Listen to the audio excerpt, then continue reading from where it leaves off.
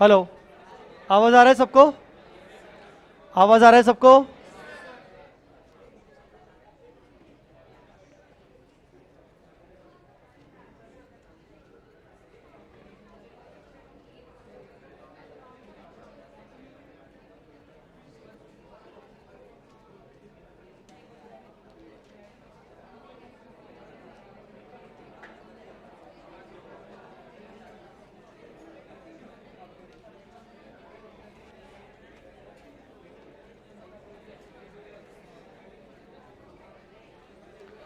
Hi guys, good afternoon. कैसे हैं आप लोग? बढ़िया। ऑल राइट, पहले बताओ कि संडे कैसा गया आपका? आराम किया? हाँ, all right, very good. So yes, मेरे को लगता है कि संडे की ज़रूरत भी थी आपको। 3-4 दिन की क्लासेस, 5 दिन की क्लासेस के बाद थोड़ा सा आराम भी ज़रूरी है।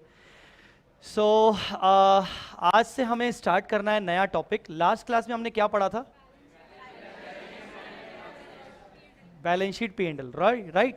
मैं एक छोटा सा एक रिवीजन लूंगा balance sheet P and L का, छोटा सा 5 मिनट का अपन रिवीजन लेंगे और उसके बाद we'll start with the chapter. हम आज अपना पहला चैप्टर अकाउंट्स का शुरू करने वाले हैं, ठीक है? सो चलिए पहले हम एक रिवीजन ले लेते हैं और रिवीजन के बाद हम स्टार्ट करते हैं चैप्टर्स। सो रिवीजन के लिए सबसे पहले मुझे बताइए, राउंडिंग ऑफ रूल्स क्या है? Rounding off rules, rounding off rules turnover के ऊपर बेस्ड है कि नेटवर्थ के ऊपर बेस्ड है? हाँ, टर्नओवर। टर्नओवर में दो प्रकार के टर्नओवर, दो लिमिट है टर्नओवर में। क्या लिमिट है टर्नओवर में? टर्नओवर अगर 100 करोड़ से कम है तो फिर आप अपने फिगर्स को बैलेंस शीट पे एंडल बनाते वक्त राउंड ऑफ कर सकते हो इन मल्टीपल ऑफ हंड्रेड्स, मतलब डबल जीरो। 100 मतलब डबल जीरो, या फिर थाउजेंड्स, लैक्स एंड मिलियंस। अगर आपका टर्नओवर 100 करोड़ से नीचे है तो हंड्रेड्स, थाउजेंड्स, लैक्स और मिलियंस, आपकी मर्जी। जो भी आप अप्लाई करो, आप कंसिस्टेंट बेसिस पे हर साल फॉलो वैसा का वैसा करो। दूसरा क्या लिमिट है? दूसरा क्या लिमिट है?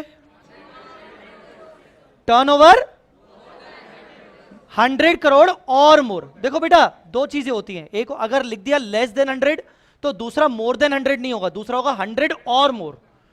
भाई आपने एक लेस देन 100 बोल दिया, दूसरा मोर देन 100 बोल दिया, तो जिसका 100 है तो उसका क्या होगा बेचारेगा? तो इसीलिए लेस देन 100 अगर हो गया तो आपको बोलने में आना चाहिए कि 100 और मोर। अंडरस्टूड और नॉट? सो 100 और मोर में राउंडिंग ऑफ लिमिट क्या है? लैक्स, मतलब हंड्रेड्स नहीं है, थाउजेंड्स नहीं है, तो क्या है? लैक्स, मिलियंस और क्रोर्स, मतलब इन multiple of lakhs, millions and crores. Very good, चलिए ये तो हो गया। अच्छा, बैलेंस शीट को कौन सा पार्ट बोलते हैं? पार्ट 1 की पार्ट 2? बैलेंस शीट को क्या बोलते हैं? और पी एंड एल को क्या बोलते हैं? Part 2। Okay, so balance sheet part 1 की शुरुआत कहां से होती है? पहले असेट आता है कि पहले इक्विटी लायबिलिटी आता है? अच्छा, हम ये सब कौन सा वाला डिवीजन पढ़ रहे हैं? डिवीजन 1 पढ़ रहे हैं? 1 पढ़ रहे हैं। डिवीजन 2? डिवीजन 1 किसके ऊपर एप्लीकेबल होता है? As based financial statement. जो कंपनीज क्या फॉलो करती हैं? एएस फॉलो करती हैं, उनके ऊपर डिवीजन 1 लगता है, जो कि हमारे सिलेबस में है, ठीक है ना? अच्छा, तो सबसे पहले इक्विटी एंड लायबिलिटी में पहला हेड कौन सा है? Share holder fund. Share holder fund के अंदर 3 चीजें हैं।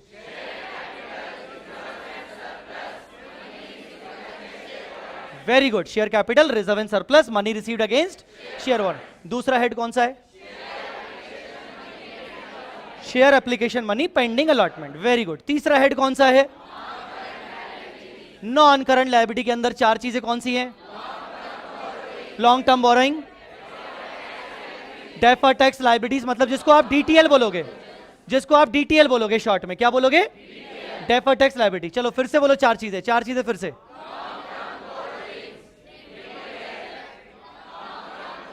Long term provisions, others, other non current liability, जिसका कोई नहीं उसका अदर। ओके, चौथा हेड कौन सा है? Current liabilities. मैंने किसी को इधर बैठने को बोला था, हाँ? किधर रखा था? अच्छा, उधर रखा था। मैं बिठाऊं तुम दोनों को कहीं? पक्का? आ जाओ, मैं तुम दोनों को बिठा लूंगा, टेंशन मत लो रे, है ना? प्लीज आप दोनों मेरी बातें मानोगे, है ना? उधर चले जाओ आज के लिए, बस आ जाओ बेटा। क्या हुआ? नहीं तो मैंने इन दोनों को बोला। और भी मैंने किसी को बोला था शायद, और किसको बोला था? अच्छा,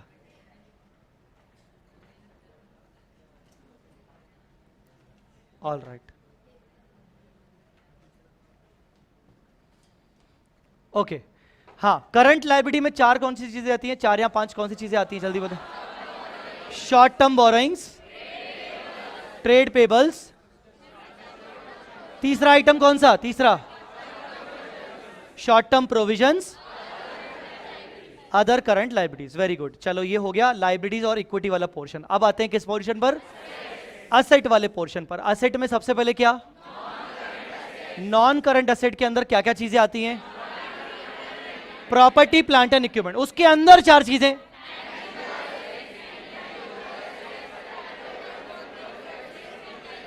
tangible, intangible, capital work in progress और इंटेंजिबल असेट्स अंडर डेवलपमेंट। चलो, पीपी हो गया, प्रॉपर्टी प्लांट एंड इक्विपमेंट। दूसरा आइटम कौन सा आता है? Non current investment. चलो, 2 बातें हो गई। तीसरा कौन सा आता है? हाँ, डेफर्ड टैक्स असेट, डीटीए। ठीक है, उसके बाद long term loans and advances. Okay, उसके बाद अदर नॉन करंट असेट। मतलब कुल मिला के कितने आते हैं? 5 नॉन करंट असेट के अंदर आते हैं 5 एक बार फिर से रिपीट करो। प्रॉपर्टी प्लांट एंड इक्विपमेंट, अंदर का मत बोलना, बस प्रॉपर्टी प्लांट एंड इक्विपमेंट। उसके बाद नॉन करंट इन्वेस्टमेंट्स, उसके बाद डीटीए, उसके बाद long term loans and advance, उसके बाद other non current assets. Guys understood और नॉट? लास्ट में क्या था? Current asset. चलो एक एक करके बोलो। करंट इन्वेस्टमेंट्स, कोशिश करके बिना देखे। करंट इन्वेस्टमेंट्स, उसके बाद इन्वेंट्री। Very good. इन्वेंट्री में 3 होते हैं, 3 इन्वेंट्री 3 प्रकार की होती हैं। Raw material, work in progress, finish goods. Very good. उसके बाद ट्रेड रिसीवेबल्स, उसके बाद कैश एंड कैश इक्विवेलेंट, उसके बाद short term loans and advance, उसके बाद other current asset. Very good. आ जाइए पीएनएल पर। पीएनएल में क्या क्या पढ़ा था हमने? सबसे पहले पीएनएल के अंदर statement of profit and loss में ट्रेडिंग के आइटम भी ये सब आएंगे। अब ट्रेडिंग अकाउंट अलग और पीएनएल अलग नहीं बनेगा, अब एक ही स्टेटमेंट बनेगा जिसको बोलेंगे statement of profit and loss. Trading की चीजें भी उसी के अंदर आएंगी। तो सबसे पहले 2 प्रकार की इनकम। कौन कौन सी 2 प्रकार की इनकम? रेवेन्यू फ्रॉम ऑपरेशन और दूसरा अदर इनकम। तो ये मिलके क्या हो जाएगा? Total income. उसके बाद एक्सपेंस। एक्सपेंस में कितने आइटम? 7 आइटम। पहला कॉस्ट ऑफ मटेरियल कंज्यूम, दूसरा purchase of stock in trade, तीसरा very good changes in inventory. कौन कौन सी inventory? Finish goods, work in progress, stock in trade. ठीक है ना, रॉ मटेरियल को छोड़कर 3 चीजें हो गई। और चौथा एम्प्लॉय बेनिफिट एक्सपेंस। पांचवा फाइनेंस कॉस्ट। छठा डेप्रिसिएशन अमोर्टाइजेशन। सातवां अदर। अच्छा, cost of raw material consume कैसे निकालेंगे? Opening raw material plus purchase raw material minus closing raw material. Understood और नॉट?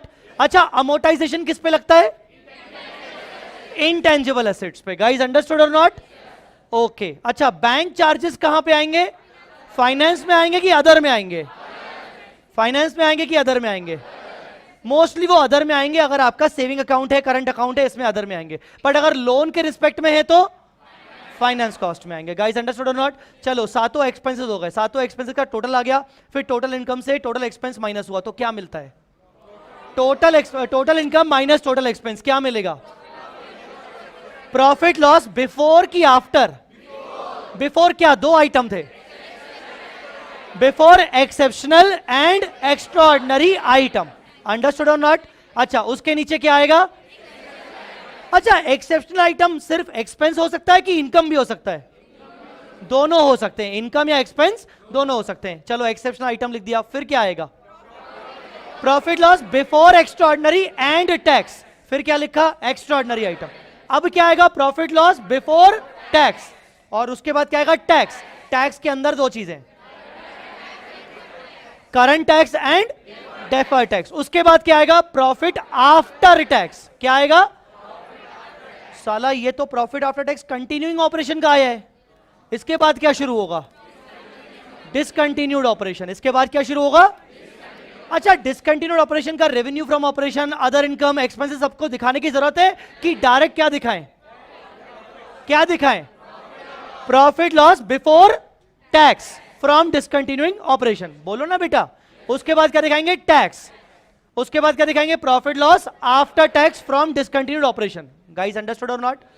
फिर कंटिन्यूइंग का और डिसकंटिन्यूइंग का ऐड कर देंगे, और लास्ट में सबसे लास्ट में क्या दिखाएंगे?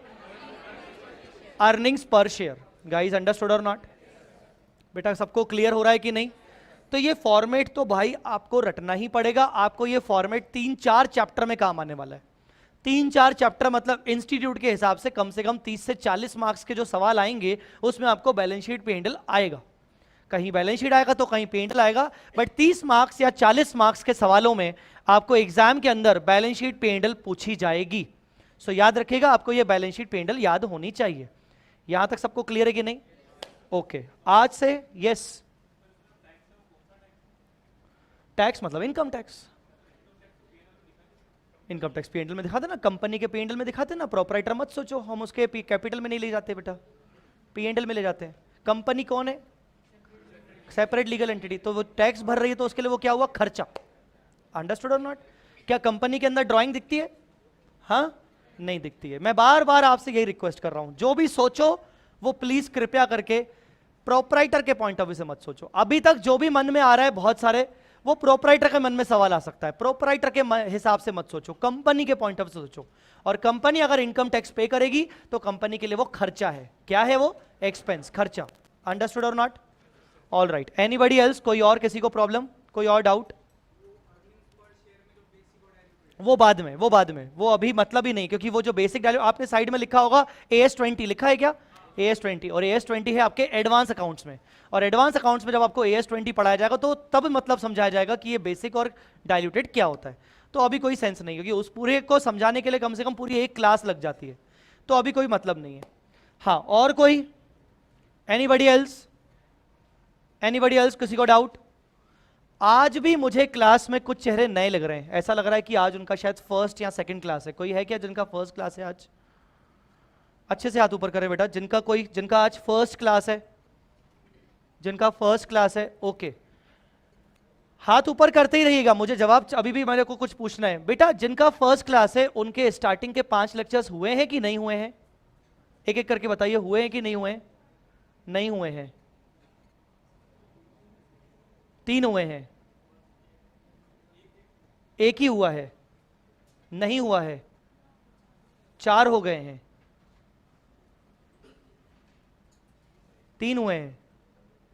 तू अपने बाल बना रहा है कि हाथ ऊपर कर रहे हुए है? तू ही येलो ऑरेंज। हाँ, एक ही हुआ है, एक ही हुआ है, नहीं हुए हैं। अच्छा, can I know what is the specific reason behind missing these 5 lectures? Any specific reason? Because missing the lecture, ऊपर से 5 लेक्चर, मतलब ऐसा इतना बड़ा रिस्क कैसे एक स्टूडेंट ले सकता है?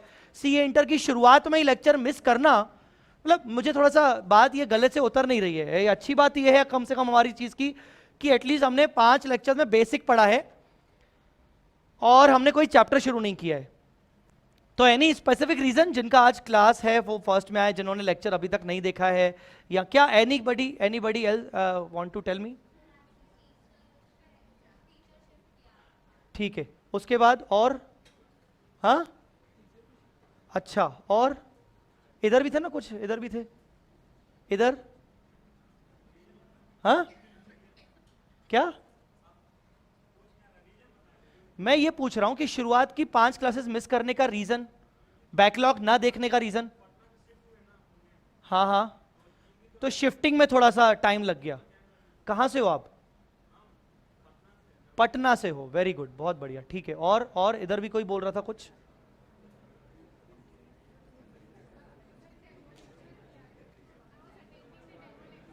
ओके ओके गाइस, गाइस सुनो मेरी बात। जो बच्चों ने, अच्छा कितने बच्चों ने मेरे पांचों लेक्चर या मिनिमम 5 में से 4 लेक्चर अटेंड किए हैं क्लास में? 5 या मिनिमम 4 लेक्चर अटेंड किए हैं? ओके मैं आपसे एक सवाल पूछूंगा, ये शुरुओं की मतलब मुझे बिल्कुल मुंह पे बोलिएगा, अगर आपको समझ जो भी आपको बोलना हो बताइएगा मुझे। ये शुरू की 5 क्लासेस आपकी अकॉर्डिंग आपको क्या लगता है, जरूरी थी कि नहीं भी होती तो चलता? हाँ जरूरी थी। कोई स्पेसिफिक कमेंट, क्यों जरूरी थी? हाँ मुझे खुश करने के लिए मत बोलना प्लीज, मेरे को बिल्कुल फ्रैंक होके, मैंने आपको पहले दिन बोला था आई कैन बी योर भैया ऑल्सो, भैया एंड फ्रेंड ऑल्सो। तो टीचर से ज्यादा मैं तुम्हारा भैया बनना चाहता हूं और फ्रेंड बनना चाहता हूं। तो बिल्कुल अपना खुल के मुझे जवाब देना। कोई स्पेसिफिक कोई अगर बोलना चाहिए, 5 क्लासेस में क्या जरूरी लगा, क्या लगा जरा? बेसिक्स में क्या क्लैरिटी आई थोड़ा सा बताओ ना, कौन से बेसिक में तुम्हें क्लैरिटी आई? इन्वेंट्री वाला, हाँ ओके। और कोई कुछ कहना चाहेगा? 5 क्लासेस का क्या रेलेवेंस? हाँ ओके और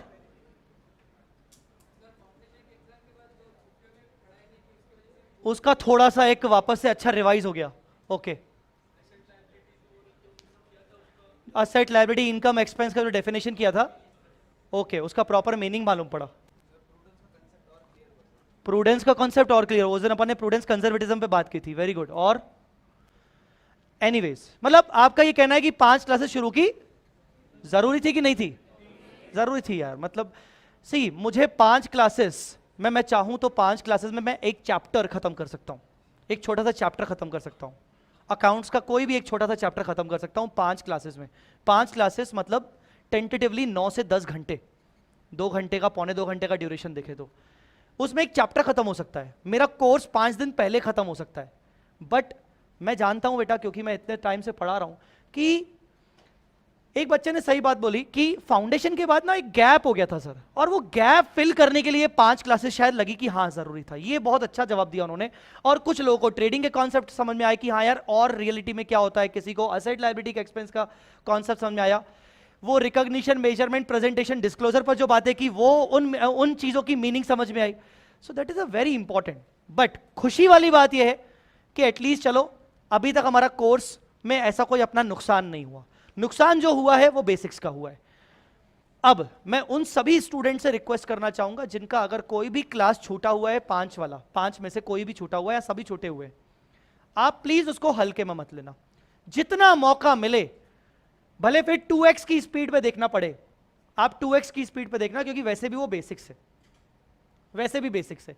वो जितना पोर्शन पढ़ाया है उसमें से एग्जाम में नहीं आएगा, बट आपकी खुद की नॉलेज एनहांस होगी, तो वो जरूर देखिएगा, आपके लिए बहुत जरूरी है। और पहले दिन समझाया था, बैकलॉग एक बार अगर हुआ, उसके बाद पीछे बहाने बस ढूंढते जाएंगे अपन कि हाँ मैं कर लूंगा, हाँ मैं कर लूंगा, और वो कभी नहीं होता बेटा। एक बार बैकलॉग बन गया मतलब बन गया।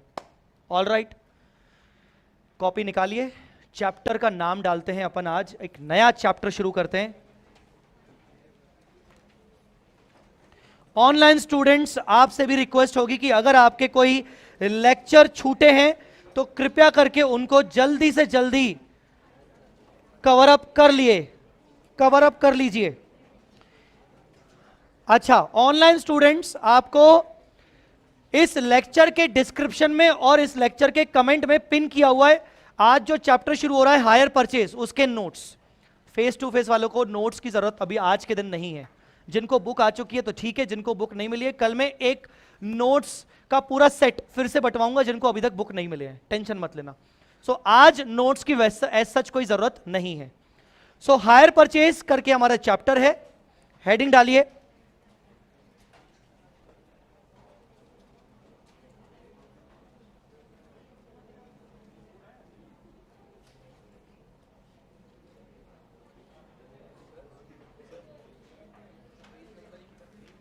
सॉरी बेटा, बिल्कुल करनी है, पेज नंबरिंग करना तो बहुत जरूरी है। अगर आप करते हो, इंडेक्स बनाते हो, तो आगे बहुत अच्छा काम आएगा आपको। सो पेज नंबरिंग करिएगा।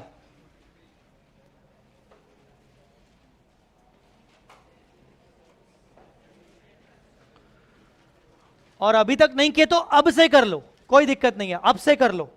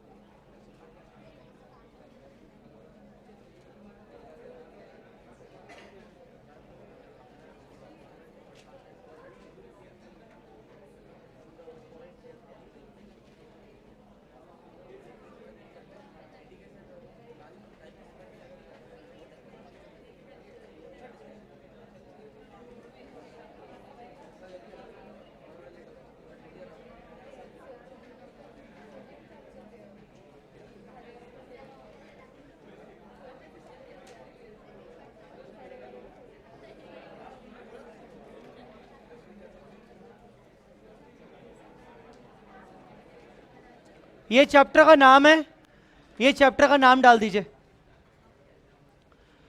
Higher purchase and instalment sale transaction. Hire purchase and instalment sale transaction, ये चैप्टर का नाम अपनी बुक में डाल दीजिए। हमारी बुक में ये टॉपिक नंबर 10 होगा। हमारी जो बुक है, जो आपको बुक आगे चल के मिलेंगी, अगर किसी को मिल गई होंगी तो उसमें ये टॉपिक नंबर 10 है। आईसीएआई के हिसाब से ये चैप्टर नंबर 11 है, लिखा हुआ है नोट्स में ऊपर। तो आईसीएआई के अकॉर्डिंग ये चैप्टर नंबर 11 है, आईसीआई के मॉड्यूल के अंदर।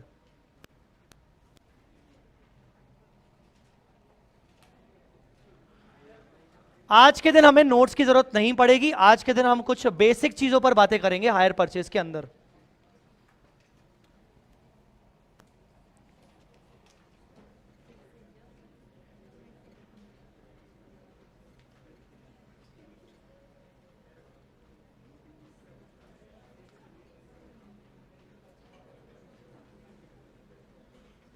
ऑल राइट, चलिए बच्चों, कुछ डिस्कशन करना है मुझे इस टॉपिक के रिगार्डिंग। सभी लोग चुप हो जाइए, और अभी कॉपी पेन की कोई जरूरत नहीं है, अभी मुझे चाहिए कुछ discussions. Yes, have you heard the name rent? Rent word तो सुना है सबने, क्या होता है रेंट? भाड़ा। बिल्कुल, अरे सही बोला ना, रेंट मतलब भाड़ा। Okay, have you heard the name lease? What do you mean by lease? भाड़ा? नहीं कि कुछ और ज्यादा? लॉन्ग टर्म पर्सपेक्टिव के लिए क्या लिया भाड़े पे? असेट लिया। लॉन्ग टर्म पर्सपेक्टिव के लिए असेट लिया। 1 सेकेंड, लॉन्ग टर्म के लिए असेट खरीदा कि असेट सिर्फ कुछ टाइम के लिए लिया? टाइम पीरियड, पर वो टाइम पीरियड लॉन्ग टर्म है। ओके, तो लीज मतलब लॉन्ग टर्म, हाँ, और रेंट मतलब शॉर्ट टर्म। अभी तुम सब लोग जितने भी बाहर से आए हो, हॉस्टल पीजी वगैरह, तुम लोगों ने एग्रीमेंट किया है चाहे नहीं किया है, पर जो भी जहां पर भी रह रहे हो, वो रेंट पे है कि वो लीज पर है? हाँ, रेंट पर है, वो रेंट पर है। ओके, कोई ऐसा व्यक्ति जिसकी सोच में ये दोनों अलग अलग नहीं है, कुछ और है, कोई बोलना चाहेगा what is the difference between rent and lease?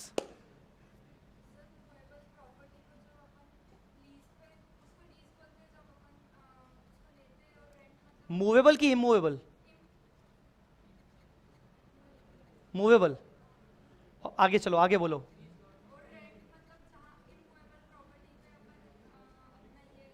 Rent term use होता है आपके हिसाब से कि जहां इमूवेबल प्रॉपर्टी होती है, इमूवेबल प्रॉपर्टी होती है, और लीज वर्ड वहां यूज होता है जहां मूवेबल प्रॉपर्टी होती है, like machine, like vehicle, furniture.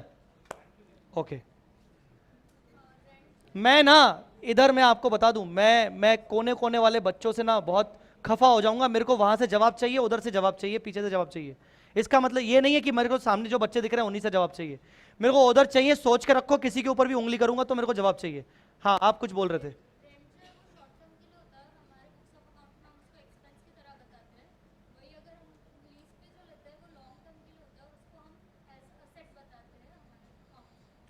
Sir, rent जो होता है वो शॉर्ट टर्म के लिए होता है, तो इसलिए हमारे वो बुक्स ऑफ अकाउंट्स में P&L में एक्सपेंस आता है। और जो लीज होता है सर, वो क्योंकि लॉन्ग टर्म होता है तो वो हमारे बुक्स में असेट मतलब कैपिटलाइज हो सकता है। ओके, इधर से कोई जवाब?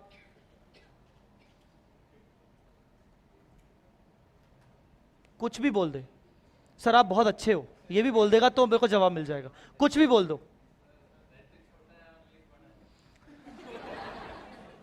मैंने बोला कुछ भी बोल दो, तो इसका मतलब नहीं कि तुम थोड़ी सी अपनी अलग वाली सोच बताओगे, क्या छोटा होता है क्या बड़ा होता है। हाँ, और इधर कोई जवाब? उधर लास्ट वाले जिनकी आज पहली क्लास है, कुछ भी बोल दो यार। क्लास में जब तक अपने आप को फ्री नहीं करोगे तब तक मजा नहीं आएगा। बोल दो, कुछ तो बोलना पड़ेगा। बोलो, बोलना, तू बोलना, उसको बोल रहा है बोलना बोलना। अब तो तू ही बोलेगा। नहीं नहीं, ये बोलेगा, उसको ज्यादा बोल रहा है तू। हाँ बोल। Rent short duration, lease long duration. और कुछ अपनी तरफ से कुछ ऐड ऑन करना बेटा, ये तो बात सब बता रहे हैं। रेंट मंथली पे करते हैं, लीज ईयरली पे करते हैं, ये भी मंथली होता है। लीज वन टाइम पेमेंट होता है। चलो कुछ तो नया बोला, ठीक है, आते हैं अपन उस पॉइंट पर। हाँ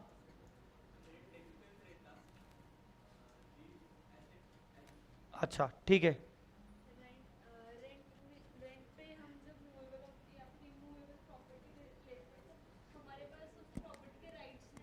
रेंट में हमारे पास राइट्स नहीं आते। कौन से राइट्स की बात कर रहे हो? Ownership rights, okay.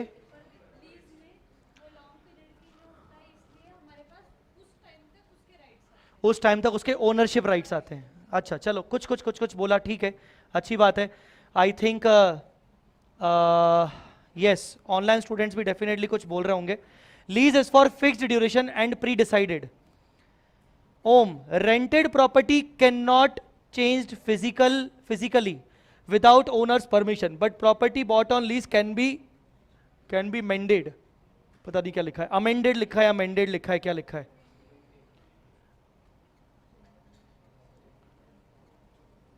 सर सभी लीज पे ही लेते हैं, उसका कंसिडरेशन रेंट है।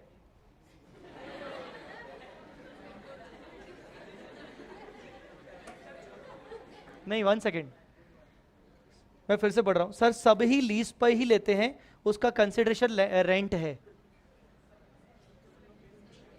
क्या है इस पे आपका कोई कमेंट? इस पे कोई आपका कमेंट? क्योंकि अभी आपने सबने मिलकर आपने हंसे इस पे आपका कोई कमेंट? सर सभी लीज पे ही लेते हैं, उसका कंसिडरेशन रेंट है। मैं आपको एक चीज बताऊं, इस बच्चे ने जो लिखा ना वो बिल्कुल करेक्ट चीज लिखी है और आप हंस दिए।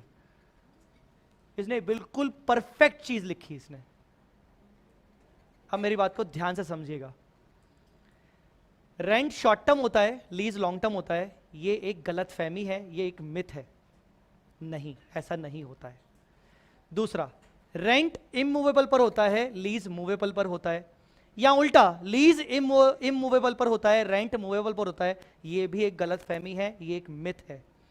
तीसरा, रेंट एक्सपेंस ऑफ होता है और लीज एक्सपेंस ऑफ ना होके कैपिटलाइज होता है, ये एक गलत फहमी है, ये एक मिथ है। और भी अगर आप लोगों ने कुछ बोला हो तो वो भी सब भी गलत फहमी है। इस बंदे ने जो लिखा है यहां पर, उसका नाम तो प्रॉपर नहीं दिख रहा, रियलिटी व्यूज करके है, पता नहीं कौन आदमी है ये। सर सभी लीज पे ही होता है, उसका कंसिडरेशन रेंट होता है। अब मेरी बात को ध्यान से सुनिएगा बेटा जी, अभी जहां तुम अभी भाड़े पे रह रहे हो ना, जो तुमने पीजी लिया है, चाहे तुमने 3 महीने के लिए लिया है, चाहे तुमने 1 महीने के लिए लिया हो, चाहे तुम 2 दिन के लिए ले रहे हो, चाहे तुम 10 साल के लिए ले रहे हो, चाहे तुम 100 साल के लिए किसी प्रॉपर्टी को ले रहे हो, किसी मशीन को ले रहे हो, मैं मूवेबल की बात कर रहा हूं और मैं इमूवेबल की बात कर रहा हूं, मैं दोनों चीजों की बात कर रहा हूं, मैं ओवरऑल असेट की बात कर रहा हूं। जब भी हम किसी दूसरी पार्टी से कोई असेट लेते हैं यूज करने के लिए, और जो एग्रीमेंट होता है दोनों के बीच में कि कितने टाइम के लिए लूंगा, कितना पैसा दूंगा, उसमें कौन सी असेट होगी, मैं क्या क्या कर सकता हूं, क्या क्या नहीं कर सकता हूं, इस पूरी चीजों को कहा जाता है लीज अग्रीमेंट। इन सबको कहा जाता है लीज अग्रीमेंट।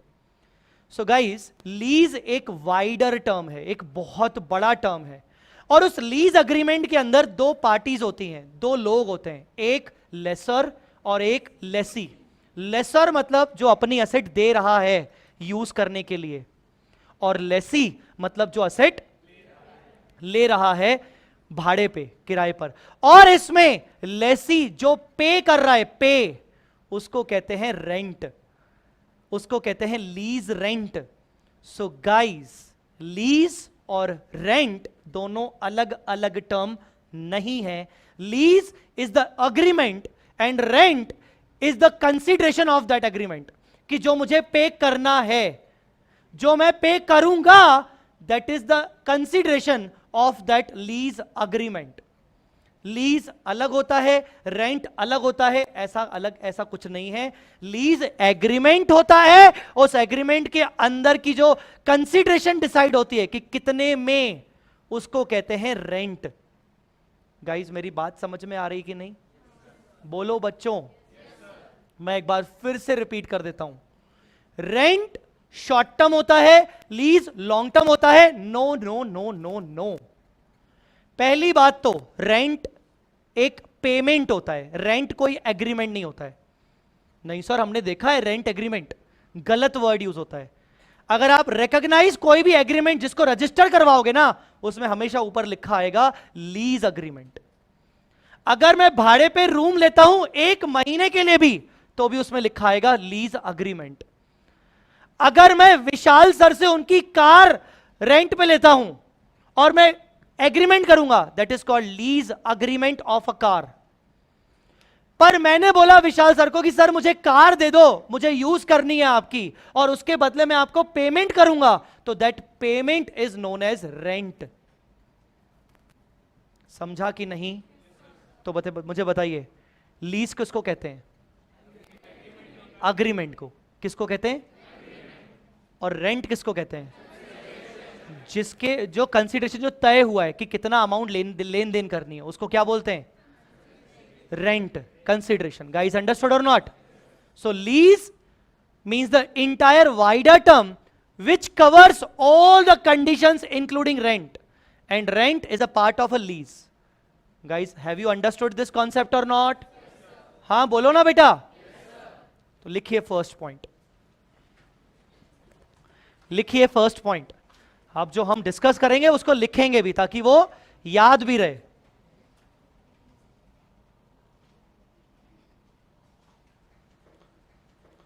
ताकि वो याद भी रहे। चलिए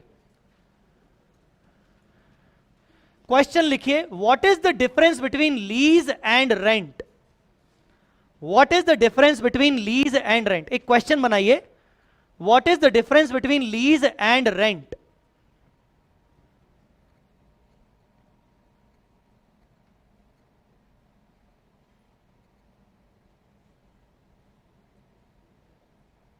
difference between lease and rent. तो नीचे लिखिए, lease means an agreement. Lease means an agreement between two parties. Lease means an agreement between the two parties, means an agreement between two parties, full stop. These parties are lessor and lessee. Lessor की spelling L-E-S-S-O-R, L-E-S-S-O-R, lessee L-E-S-S-E. These parties are lessor and lessee. Lessor कौन होता है? The one who gives the asset. लिखो, lessor is the one. Lessor is the one. Lessor is the one who transfers. Lessor is the one who transfers. जो transfer करता है क्या? क्या? लिखना मत आगे, पहले मुझसे पूछ लेना। Who transfers क्या? Right to use the asset. Asset को यूज करने के अधिकार देता है। प्रॉपर्टी मेरी है, मैं तुझे दे रहा हूं अधिकार, ले यूज कर। समझा कि नहीं? Lessor is the one who transfers rights. Rights मतलब अधिकार। हु ट्रांसफर्स राइट्स, कौन सी चीज के right? To use the asset. Asset को यूज करने के अधिकार ट्रांसफर करता है। Lessor is the one who, क्या बोला मैंने? Who transfers right to use the for a period of time, for a period of time, for a period of time, for a period of time, against consideration, against consideration, against consideration. Consideration को highlight कर दो क्योंकि ये rent होता है, तो मैं इसके बारे में कुछ बोलने वाला हूं, अभी लिखवाने वाला हूं। Against consideration, full stop. Now paragraph change, now paragraph change, paragraph change. This consideration is known as lease rent. This consideration, when I say paragraph change, तो कोशिश करके एक लाइन छोड़ के, ताकि थोड़ा सा खुला खुला लगे अपना आंसर, बहुत ही कंजस्टेड नहीं होना चाहिए अपने आंसर में, कंजस्टेड मत रखो। आपकी कॉपी है, आप अच्छे से यूज करोगे, ज्यादा अच्छे से यूज करोगे तो बाद में समझ में आएगा। सो कंसिडरेशन मीन्स, क्या लिखवा है मैंने अभी, this consideration is also known as lease rent, या रेंट या लीज रेंट। अंडरस्टूड और नॉट? बोलो बेटा, नीचे लिखो फिर से पैराग्राफ चेंज करके। The period of time can be, उसको कैप्चर कर, भाई वो हंस रहा है, वो बहुत देर से सोच रहा है कि मेरे को कैप्चर नहीं किया गया, वो लंबा लंबा ये आदमी ये दांत दिखा रहा है, उसको कैप्चर करो, बहुत देर से सोच रहा है कि मेरे को क्यों नहीं किया जा रहा है, वो उसके लिखने पे नहीं आ रहा। हाँ, the period of time can be short term और long term. The period of time can be short term और long term. Again paragraph change. Now lessee is the one, आगे लिखिए, lessee is the one, lessee is the one, lessee is the one who gets the rights, जिसको rights मिलते हैं, who gets, जिसको मिलते हैं, who gets the rights to use the assets. Lessee is the one who gets the rights to use the asset, who gets the rights to use the asset. बेटा आपको दोनों parties का मतलब समझ में आ गया? कौन व्यक्ति राइट्स को ट्रांसफर कर रहा है, कौन व्यक्ति को राइट्स मिल रहे हैं, कौन व्यक्ति कंसिडरेशन दे रहा है, किसको कंसिडरेशन मिल रहा है? कंसिडरेशन को क्या बोलते हैं? एग्रीमेंट को क्या बोलते हैं? लीज। तो लीज क्या है? एग्रीमेंट। कंसिडरेशन क्या है? सिंपल। आया समझ में कि नहीं? बोलो बेटा, क्लियर है कि नहीं? पक्का? अब फिर से पैराग्राफ चेंज। लिखो लिखो बेटा, बहुत लिखना है आज तुम्हें।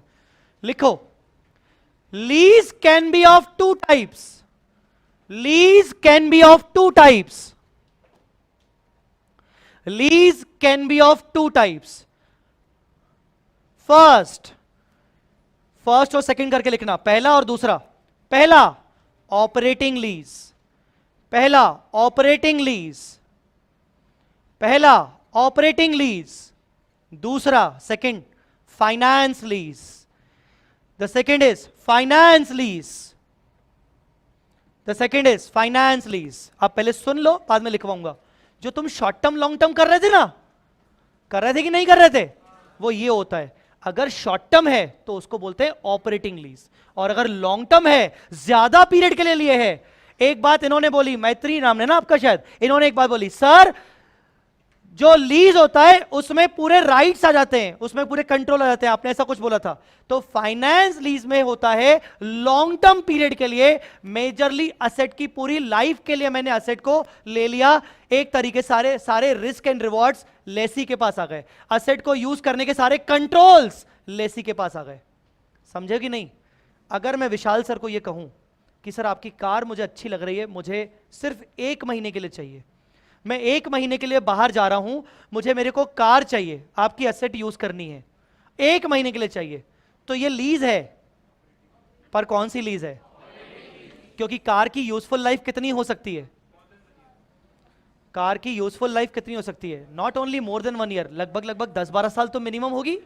बोलो बेटा, और 10 साल में से मैं कितने टर्म के लिए लीज पे ले रहा हूं? 1 महीना। तो इसको शॉर्ट टर्म बोलेंगे कि लॉन्ग टर्म बोलेंगे? Short term. यहीं पे मैं विशाल सर को बोलूं, सर आपकी कार मुझे बहुत अच्छी लग गई, सर मेरे को ये खरीदनी है आपसे, पर सर पैसा नहीं है मेरे पास, मेरे को ये खरीदनी है सर, मेरे को कार आपकी जम गई सर, मेरे को अच्छी लगी है, मेरे को आपकी ये कार चाहिए, हमेशा के लिए चाहिए, पर सर मेरे पास पैसा नहीं है। विशाल सर ने बोला कोई बात नहीं, जाए पैसा नहीं है, तू थोड़ा थोड़ा करके दे देना, तू थोड़ा थोड़ा करके देना। मैंने अच्छा सर क्या बात कर रहा है ऐसा? बोला तू थोड़ा थोड़ा करके देना, कार तेरे को चाहिए ना, तू रख ले, मुझे पेमेंट धीरे धीरे देते रहना, पर मैं तेरे को ओनरशिप सबसे लास्ट में दूंगा, ओनरशिप अभी नहीं दूंगा। ओनरशिप अगर मैंने तेरे को अभी की अभी दे दी तो तू भाग जाएगा, तू भाग भी सकता है। तो मैं ये मान के चल कि तेरे को ये एसेट किराए पर दे रहा हूं, लीज पर दे रहा हूं, धीरे धीरे चुकाते रहना, जैसे ही तू आखिरी किस्त चुकाएगा ये कार तेरी हो जाएगी। तो जब तक मैंने किस्तें चुकाई ओनरशिप किसकी है, विशाल सर की कि जय सर की? पर यूज कौन कर रहा है?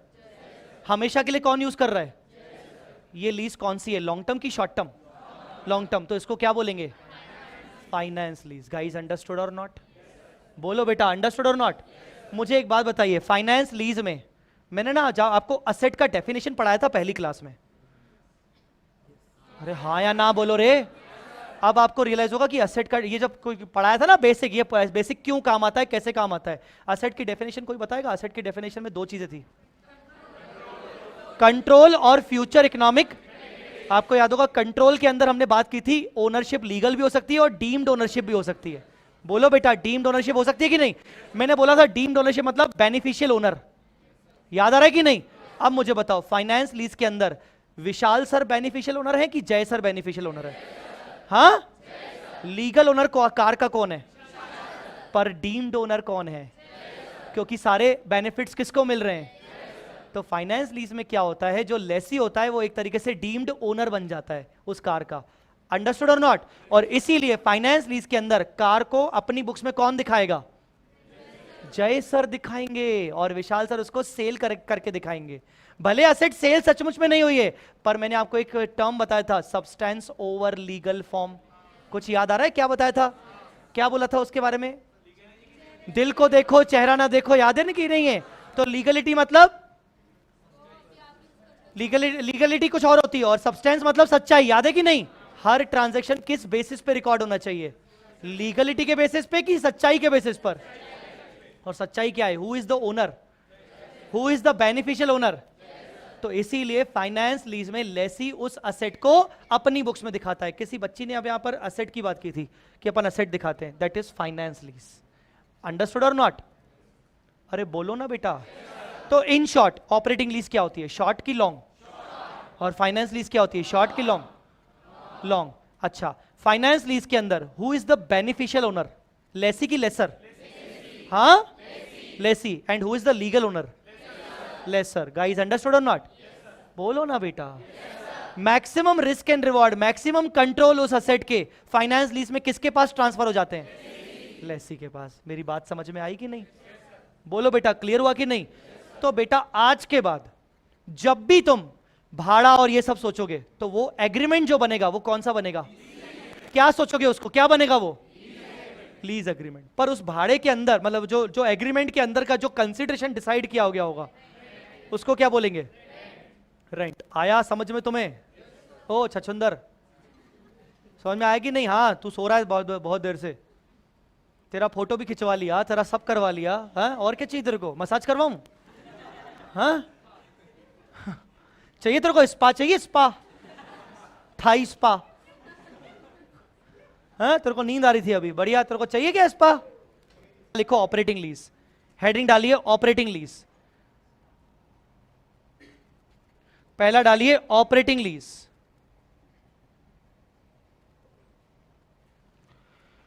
डैश करके हाइफन करके ऑपरेटिंग लीज के बारे में लिखिए। ऑपरेटिंग लीज के बारे में लिखिए। यस, ऑनलाइन स्टूडेंट्स अगर आप मुझे सुन रहे हैं तो डोंट वरी, अभी मस्ती मजाकी चल रही थी, कुछ भी नया नहीं पढ़ाया, अब मैं लिखवा रहा हूं। तो ऑपरेटिंग लीज लिखिए, ऑपरेटिंग लीज के बारे में। Operating lease means asset is given for short term period. Operating lease means asset is given for short term period. Asset is given for short term period where lessee gets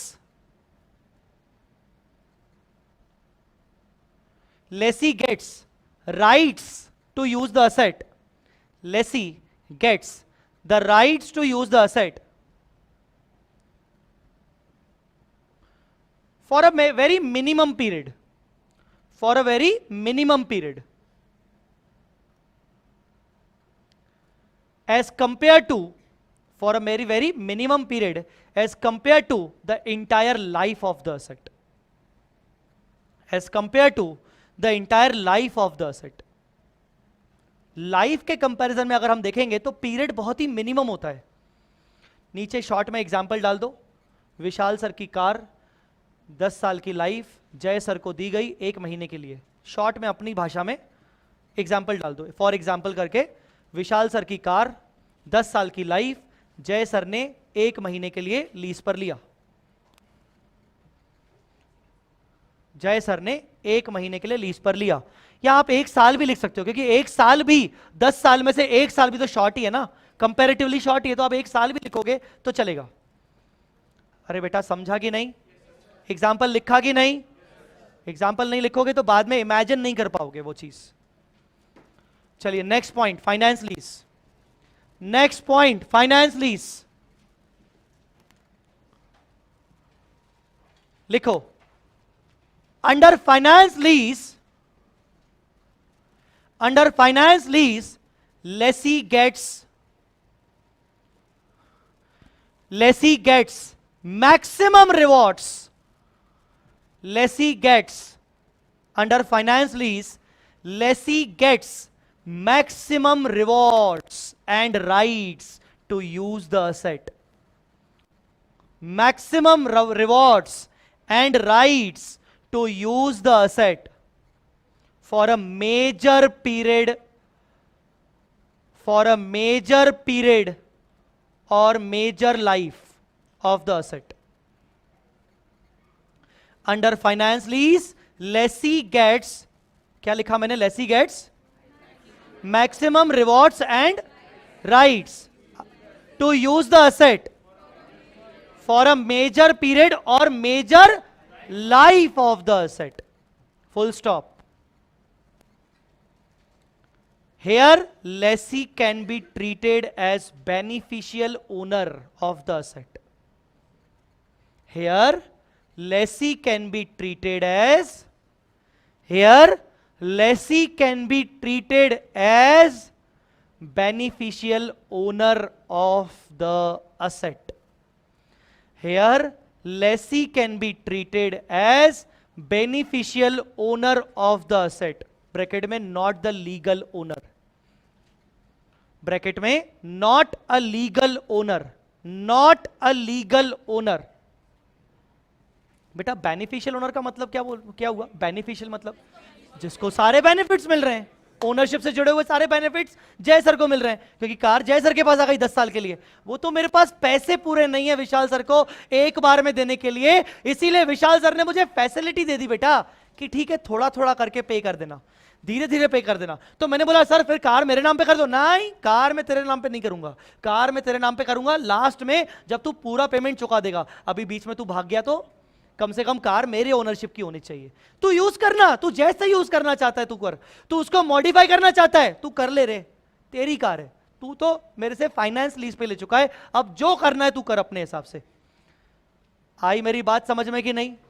बोलो बेटा. अब साला इतनी देर से sir हमारे chapter का नाम है hire purchase and instalment sale, उसमें कहीं पे भी ना वर्ड आ रहा है रेंट, ना वर्ड आ रहा है लीज. आप इतनी देर से ये पढ़ा रहे हो लीज और रेंट, सर ये दोनों तो कुछ और ही हैं. तो अब ध्यान से सुनिए, मैंने आपको 2 प्रकार की लीज लिखवाई. कौन कौन सी? बेटा जी फाइनेंस लीज का दूसरा नाम होता है हायर परचेज. फाइनेंस लीज का दूसरा नाम क्या होता है? Hire purchase. हायर परचेज मतलब एक ऐसा, पहले सुन लो, हायर परचेज मतलब एक ऐसा एग्रीमेंट जिस एग्रीमेंट के तहत मैं आपको अपनी असेट यूज करने के राइट्स दे रहा हूं हमेशा के लिए, और आप मुझे पेमेंट करोगे इंस्टॉलमेंट्स में धीरे धीरे, और जब आखिरी किस्त लास्ट इंस्टॉलमेंट जब पे कर दोगे तो ओनरशिप भी किसके नाम पे हो जाएगी? आपके नाम पे हो जाएगी. बेटा समझा कि नहीं? उस एग्रीमेंट को क्या बोलते हैं? बोलो ना रे. Hire purchase. हायर परचेज में सिर्फ नाम बदल गया. लीज में नाम हो जाता है लेसर लेसी, हायर परचेज में नाम क्या हो जाता है? हायर परचेज में नाम होता है हायर परचेसर और हायर वेंडर. हायर परचेसर जो परचेज कर रहा है असेट, मतलब काइंड ऑफ लेसी. अरे कुछ तो जोश दिखाओ रे यार। जो असेट परचेज कर रहा है हायर पे, हायर मतलब हायरिंग चार्जेस मतलब रेंट। अरे HIRE हायर, हायरिंग क्या बोलते हैं इसको, रेंट। रेंट का दूसरा नाम क्या होता है, हायर चार्जेस। बोलो ना बेटा, हाँ पहले लिखो, lease rent is also known as hiring charges. Lease rent is also known as hiring charges. Lease rent is also known as hiring charges. Lease rent is also known as hiring charges. Hire purchase में सिर्फ नाम बदल गया। Hire purchase finance lease ही होता है, बस नाम बदल गया। फाइनेंस लीज में दो लोग कौन थे, फाइनेंस लीज में दो लोग कौन थे, लेसी लेसर। लेसर क्या कर रहा था, असेट दे रहा था। तो हायर परचेज में देने वाला कौन होगा, वेंडर। वेंडर सेलर, बोलो बेटा। तो हायर वेंडर मतलब लेसर, बोलो ना बच्चे। और हायर परचेसर मतलब लेसी, समझा कि नहीं। और लीज के अंदर अपन कंसीडरेशन को क्या बोल रहे थे, लीज रेंट। पर हायर परचेज में अपन उसी कंसीडरेशन को क्या बोलेंगे, हायरिंग चार्जेस। बोलो ना बेटा। फाइनेंस लीज में भी क्या था, बेनिफिशियल ओनर कौन था, बेनिफिशियल ओनर कौन था, लेसी। तो हायर परचेज के अंदर बेनिफिशियल ओनर कौन है, परचेजर। बोलो बेटा, समझा कि नहीं। फाइनेंस लीज के अंदर ओनरशिप ट्रांसफर कब होती है, आखिरी इंस्टॉलमेंट पे करने के बाद। सेम हायर परचेज में भी ओनरशिप ट्रांसफर कब होती है, लास्ट में, आखिरी इंस्टॉलमेंट पे करने के बाद। बेटी मेरी बात समझ में आएगी नहीं। So these two are just interchangeable words. Hire purchase बोलो या फाइनेंस लीज बोलो, it is one in the same thing. मेरी बात समझ में आई कि नहीं, पक्का। मैंने आपको इंस्टॉलमेंट सेल नहीं बताया, instalment sale is a different term, hire purchase is a different term. मैं अभी किस पे फोकस कर रहा हूं बेटा, तो आगे लिखिए। और अब आगे लिखिए, क्वेश्चन बनाइए एक, what do you mean by hire purchase और हायर परचेज ट्रांजैक्शन।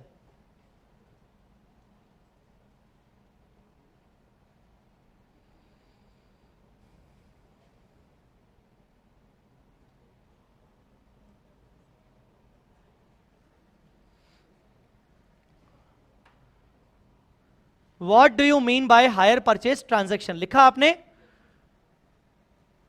तो इसका आंसर लिखिए। A hire HP transaction, a HP transaction, a hire purchase transaction is as good as a finance lease transaction. एक hire purchase transaction finance lease transaction की तरह होता है। It is as good as a finance lease transaction. Finance lease transaction, it means, full stop करके, full stop करके, it means under hire purchase, under hire purchase the asset is given for a long period. Under hire purchase the asset is given for a long period and the beneficial owner is hire purchaser, and the beneficial owner is hire purchaser.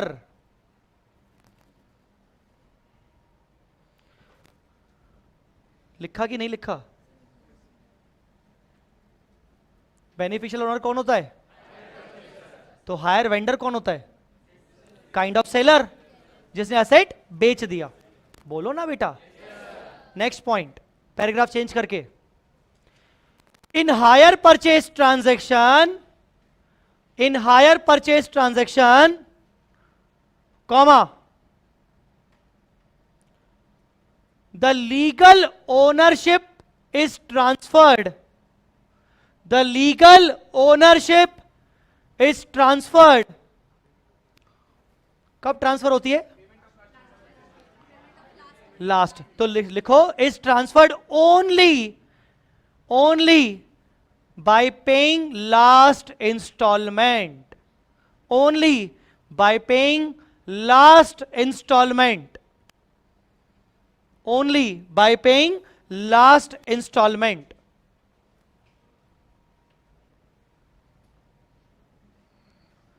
but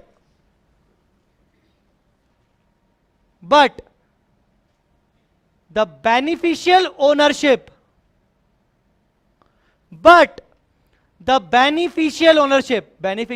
legal ownership से अलग होती है। कैसे? Legal ownership मतलब on paper नाम किसी और का है, बेनिफिशियल ओनर मतलब जिसको बेनिफिट्स मिल रहे हैं, जो असेट को यूज कर रहा है। हाँ, तो लीगल ओनरशिप ट्रांसफर कब होती है? Last instalment. पर बेनिफिशियल ओनरशिप ट्रांसफर कब होती है? पहले ही दिन। तो लिखो बट द बेनिफिशियल ओनरशिप, आगे कुछ लिखवाया था क्या ना? But the beneficial ownership is transferred immediately on the very first day. Beneficial ownership is transferred immediately on very first day.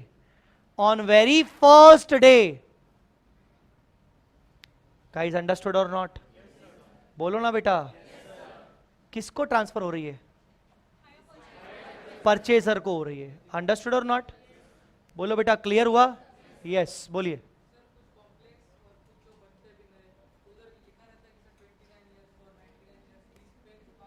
तो वो फाइनेंस लीज होता है।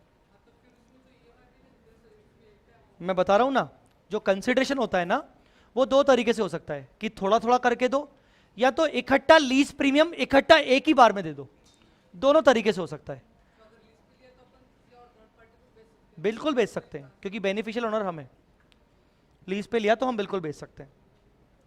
हाँ जी, मैंने जितना लिखवाया है आपके पहले पन्ने से लेकर अभी आज, आपको 5 मिनट का टाइम देता हूं, बिना बातें किए हुए आप उसको रीड करेंगे। पहले जो भी लिखवाया है एक बार उसको रिवाइज करेंगे, एक बार पहले अपने मन में एक बार उसको पढ़ेंगे। तब तक मैं ऑनलाइन स्टूडेंट्स के कुछ डाउट्स लेना चाहूंगा। आप पढ़िए अपने। ओम, हायर परचेज पे इंटरेस्ट लगता है बेटा, फाइनेंस लीज पे भी इंटरेस्ट लगता है। हायर परचेज हो चाहे फाइनेंस लीज हो, दोनों के अंदर इंटरेस्ट लगता है। कैसे लगता है वो मैं सिखाऊंगा। प्रिया वैद, ये तो बिल्कुल ही अलग ही टशन में। सर, फाइनेंस लीज का सबसे पॉपुलर एग्जांपल है केजीएफ चैप्टर 1। केजीएफ चैप्टर 1 क्या था उसके अंदर? वो माइनिंग लीज है ना, उसमें भी वो माइनिंग वगैरह लीज में, उसमें अब मुझे इतना याद नहीं आ रहा, मतलब माइनिंग तो थी उसमें कुछ वर्ड था क्या कि 20 25 30 साल के लिए, 50 साल के लिए, कुछ था क्या उसमें? 99 ईयर्स था क्या उसमें? मतलब वर्ड मुझे ध्यान नहीं है एग्जैक्टली वो यूज किया था क्या कि नहीं किया गया था। ओके, तो वो फिर सही बोल रही है, वो टशन में आ गई, मतलब वो सही बोल रही है। आदित्य पुजारी, सर अपन कुटिल पन असेट घेवू शकतो का हायर परचेज वर है क्या? क्या बोले? नहीं, फिर से तुम बताओ क्या बोले? हायर परचेज पे कहीं पे भी असेट ले सकते हैं। हाँ, कोई मतलब ये शक्तो है ना, सही बोला ना? हाँ, गेहूं शकतो कोई भी असेट ले सकते हैं, बिल्कुल। हायर परचेज पे कोई भी असेट ले सकते हैं, चाहे वो मूवेबल हो चाहे वो इमूवेबल हो। वेरी गुड, बहुत बढ़िया आदित्य पुजारी। ओके,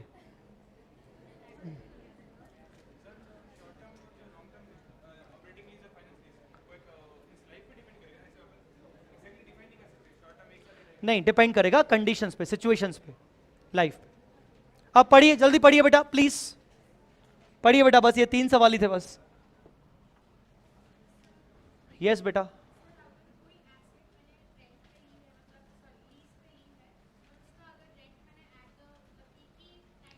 इकट्ठा लमसम पे कर दिया, कोई दिक्कत नहीं। वो तो कंडीशंस हैं, वो तो एग्रीमेंट का पार्ट है।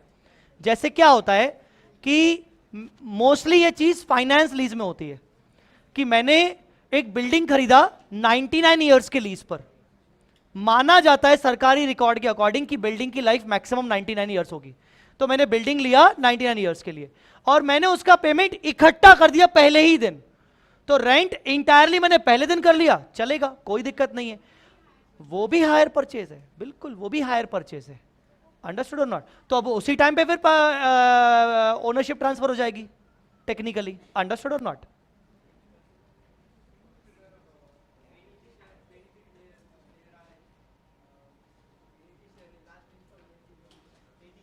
हाँ हाँ बिल्कुल सही, तुम थोड़ा सा इसको तेज अच्छे से पूछो क्योंकि ये अभी केस आएगा अपने पास। क्या पूछा तुमने? सर बेनिफिशियल ओनर बेनिफिट्स लेता जा रहा है, लेता जा रहा है, लेता जा रहा है, उसने पहला इंस्टॉलमेंट पे किया, सेकंड पे किया, पर लास्ट इंस्टॉलमेंट उसने पे नहीं किया, तो सर फिर क्या होगा? ऑलराइट, यही ना, उसको लीगल ओनरशिप ट्रांसफर और लेसर के पास मतलब वेंडर के पास अधिकार आ जाएगा असेट को जब्त करने का, रीपजेस करने का। उसको बोल, जब्त करना मतलब रीपजेस करना, उसके पास अधिकार आ जाएगा, तूने आखिरी किस्त नहीं दिए, मेरी असेट मुझे वापस कर, क्योंकि लीगल ओनरशिप तो मैं ही हूं, लीगल ओनर तो मैं ही हूं। गाइस अंडरस्टूड और नॉट? अगर उसने इंस्टॉलमेंट पे नहीं किया तो लेसर के पास मतलब वेंडर के पास अधिकार आ जाएगा उसको रीपजेस करने का, जब्त करने का। धीरे धीरे धीरे धीरे एक एक करके। हाँ क्या बोल रहे थे बेटा? हाँ हाँ धीरे धीरे। असेट गुम हो गई, असेट गुम हो गई। कार या बाइक मैंने विशाल सर की लेके आया लीज पर और मैंने गुम कर दी, मैंने छुपा दी। हाँ तो अभी तक लीगल ओनरशिप किसकी थी? विशाल सर। तो मुझे विशाल सर को कॉम्पनसेशन देना पड़ेगा क्योंकि मैं लीगल ओनर तो था ही नहीं। समझा कि नहीं? मुझे विशाल सर को कॉम्पनसेशन देना पड़ेगा। एक सेकंड, इधर भी कोई था? हाँ, फाइनेंस लीज वाली लैंड को कोलेट्रल पे रख सकते हैं, ऑपरेटिंग लीज वाली लैंड को कोलेट्रल पे नहीं रख सकते। बिल्कुल बिल्कुल, मॉर्गेज कोलेट्रल पे रख सकते हैं, फाइनेंस लीज में रख सकते हैं, बिल्कुल रख सकते हैं। हाँ कितना भी बाकी हो, मैं एग्जांपल दे रहा हूं, रुक जाओ रुक जाओ रुक जाओ रुक जाओ सब। Sir sir sir sir sir, मैंने एक बस परचेज किया, बस समझते हो ना? बस, हाँ एक वॉल्वो बस, शानदार झमाझम वाली बस जिसमें AC, sitting, sleeping, everything, fridge side में बढ़िया, कैन उठाओ पियो बढ़िया, सब कुछ मतलब सारी फैसिलिटीज, एक बहुत ही शानदार बस परचेज किया और मैंने उसको दे दिया किसी टूर एंड ट्रेवल वाले को बस चलाने के लिए, पुणे टू मुंबई के सफर के लिए, ठीक है ना। मैंने दे दिया किसी अच्छे ट्रेवल एजेंट को, ट्रेवल एजेंसी सर्विसेज को, ताकि वो Pune to Mumbai express way पे वो बस चलेगी, दैट्स इट, वो बस कहीं और नहीं चलेगी। मैंने उनको लीज पर दिया। सुनना ध्यान से, ये बस की लाइफ ऑन एन एवरेज, एक बस की लाइफ कितनी होनी चाहिए? अंदाजन सिर्फ 10 साल, चलो 15 साल मान ले, उससे भी आगे होती है बेटा, बहुत होती है बस की लाइफ तो, है ना, पर चलो 15 साल मान लेते हैं, 15 साल मान लेते हैं। मैंने एक बस परचेज किया और किसी ट्रेवल एजेंसी को वो बस मैंने दे दी किराए पर, लीज पर, किराए पर दे दी। 15 साल की लाइफ है, मैंने सिर्फ 3 साल के लिए दी। कितने साल के लिए दी? क्योंकि उन्होंने मुझसे बोला कि हमें सिर्फ 3 साल के लिए चाहिए, 3 साल के ऊपर हमें नहीं चाहिए, क्योंकि हम नई नई बसेस ही चलाते हैं, 3 साल के बाद हम मान लेंगे कि बस पुरानी हो गई, आप वापस ले जाना। बताओ बेटा क्या लगता है, ऑपरेटिंग की फाइनेंस? ऑपरेटिंग ऑब्वियसली, 15 में से 3 साल पे लीज पे दिया है, ऑपरेटिंग की finance, tell me. Operating, guys understood और नॉट? ठीक है, 3 साल हो गए, ऑपरेटिंग लीज हो गई, वापस मुझे बस मिल गई, अब कितना बचा? अब कितना बचा? 12 साल। अब ये बस 12 साल बचे, पर अभी भी बस मेरे अकॉर्डिंग बस अभी अच्छी कंडीशन पे है। हाँ ठीक है, वो जो ट्रेवल एजेंट, वो जो ट्रेवल सर्विस वाला है, वो Pune to Mumbai express way पे चला रहा था, अब थोड़ा सा हल्का सा ऑब्सोलेंस हुआ है, पर बस आज भी अच्छी कंडीशन पे है। तो फिर मैंने किसी और को दे दी, किसी और ट्रेवल एजेंट को दे दी। वो आजकल वो जो बस है वो उसने मुझसे किराए पर ली, अगेन 4 साल के लिए। कितनी साल की लाइफ बची थी? 12 में से कितने साल के लिए दे दी? अभी भी क्या लग रहा है आपको, ये कौन सी होगी? ऑपरेटिंग की फाइनेंस? Operating, still operating. और वो चलाएगा पुणे टू शोलापुर। कहां चलाएगा वो? पुणे टू शोलापुर, और बीच में जो भी जगह आती जाएंगी फिर वहां से वो पूरा घुमा के वापस पुणे लेके आएगा। मतलब ये बस अब अभी भी चल रही है, बढ़िया चल रही है, बट अब उसका रूट बदल गया, उसका रूट बदल गया। सीधा बैठ, तू घर पे नहीं बैठा है अभी? हाँ, बैठना हो तो तेरे को इधर बैठाऊंगा अच्छे से। बैठना है तेरे को? पानी पी ले बेटा जल्दी, नींद आ रही तेरे को। यस, तो 12 साल में से मैंने 4 साल के लिए असेट दे दी वापस से। चलो 4 साल हो गए, अभी 2 बार दे चुका हूं। दोनों बार कौन सी लीज थी? दोनों बार ऑपरेटिंग। अब लाइफ कितनी बची? बोलो बेटा। 8 साल। 8 साल की लाइफ बची, वापस आ गई है मेरे को बस। अब मैंने ये बस मैंने लोकल ट्रांसपोर्ट के लिए गवर्नमेंट को दे दी कि अब आप इसको लोकल ट्रांसपोर्टेशन के लिए पुणे में चलाओ। लोकल ट्रांसपोर्ट मतलब पुणे टू लोनावला, थोड़ा बहुत आगे पीछे, उसके बाद पुणे में ही चलाएंगे, लोनावला तक जाएगी, फिर वापस घूम के आएगी, ऐसा करके लोकल ट्रांसपोर्ट में चलाओ। कितने साल के लिए कितने साल बचे थे? बोलो बेटा। 8 में से मैंने 3 साल के लिए दे दी। अभी भी कौन सी लीज? हाँ बोलो बोलो। लग तो ऑपरेटिंग ही रहा है, क्योंकि कंपैरेटिवली 8 साल में से 3 साल कंपैरेटिवली कम हुआ ना साइज, तो कौन सा लीज हुआ? ऑपरेटिंग। अब ये असेट की जो बस है, ये 3 साल लोकल में भी चल चल के इतनी पिछड़ गई, इतनी घटिया बस बन गई कि अब मेरे पास एक ही ऑप्शन बचा कि मैं इसको वी स्मार्ट एकेडमी को दे दूं बच्चों के ट्रांसपोर्टेशन के लिए। मैं किसको दे दूं? V Smart Academy. मतलब हमने डिसाइड किया कि अब ये बस बाकी के हमेशा के लिए, 5 साल के लिए, हमेशा के लिए बस हम नीचे खड़े करेंगे, और जहां जहां सेहगढ़ लेके चलना है, मान लो कहीं अपने को गोवा लेके चलना है, ठीक है ना, कहीं अपने को उनको घर छोड़ना है, रोज रात में घर छोड़ना है बच्चियों को, तो उसके लिए अब ये बस चलेगी। रिमेनिंग लाइफ कितनी बची थी? और मैंने 5 साल के लिए वी स्मार्ट को दे दी। क्या लगता है कौन सी लीज? 5 साल की लाइफ बची है, 5 साल के लिए वी स्मार्ट को दे दी। Finance lease. अंडरस्टूड और नॉट? तो जब आप जिस पॉइंट ऑफ टाइम पे आप लीज पर एसेट को देते हो, रिमेनिंग लाइफ कितनी बची है, और आप पूरी लाइफ के लिए दे रहे हो, मैक्सिमम लाइफ के लिए दे रहे हो, भरे फिर लाइफ 2 साल बची हो, 1 साल बची हो, 4 साल बची हो। आया समझ में कि नहीं? तो अंत में अगर एसेट की लाइफ बहुत ही कम बची है, 2 साल भी बची है, अभी तक मैं ऑपरेटिंग खेलता आ रहा था, पर एंड में बस 2 ही साल बची है, और 2 साल के लिए मैंने ये बस दे दी वी स्मार्ट एकेडमी को, तो भी क्या माना जाएगा? फाइनेंस, क्योंकि रिमेनिंग पूरा पीरियड कवर हो रहा है उसमें। समझा कि नहीं? तो उससे मैटर नहीं करता कि आप 2 साल के लिए दे रहे हो कि 20 साल के लिए दे रहे हो। समझा कि नहीं समझा? क्योंकि कंपेयर टू द लाइफ, मैंने आपने डेफिनेशन देखा नहीं शायद, कंपेयर टू द लाइफ, अगर आपका टर्म ज्यादा उसका कवर हो रहा है तो उसको फाइनेंस बोलते हैं। समझा कि नहीं समझा? तो आपका क्वेश्चन यही था कि सर अगर फाइनेंस लीज में टर्म छोटा बचा है तो क्या होगा? छोटा टर्म है पर ओवरऑल यूजफुल लाइफ कवर हो रहा है तो भी वो फाइनेंस लीज होगी। समझे? यस। इधर से कोई सवाल था शायद? हाँ, जजमेंट, एंटिटी का जजमेंट। एंटिटी इसको शॉर्ट टर्म माने, लॉन्ग टर्म माने, ये एंटिटी के ऊपर है। कई बार जजमेंटल चीजें हो जाती हैं कि भाई 8 में से 4 दी, क्या हो सकता है? मैं इसको फाइनेंस बोलूं कि ऑपरेटिंग बोलूं? मैं इसको ऑपरेटिंग बोलता हूं। स्टिल मैं बोलता हूं कि कंपैरेटिवली इतना बड़ा पीरियड भी नहीं है। नहीं नहीं, मैं तो इसको फाइनेंस मानूंगा, मेरे हिसाब से ये फाइनेंस है, क्योंकि कहीं ना कहीं मैं पूरा खर्चा रिकवर कर लूंगा, तो ये फाइनेंस। डिपेंड करता है, it depends. The answer is not accurate. Understood और नॉट? यस। एक सेकेंड, मैं ऑनलाइन वाले बच्चों के भी कमेंट देखता जाऊं। हाँ, यस। ऑनलाइन स्टूडेंट्स, मैं आपके सवालों पे आऊंगा, आपके सवाल बहुत सारे एक्यूमुलेट होते जा रहे हैं, मैं आऊंगा। Yes.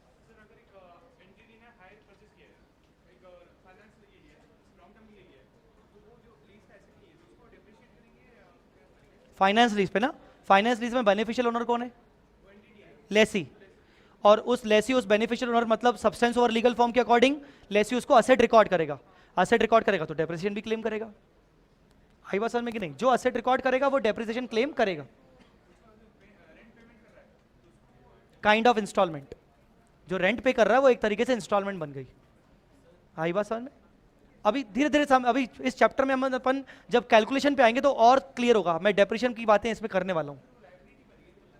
Yes yes yes, liability बनेगी बिल्कुल।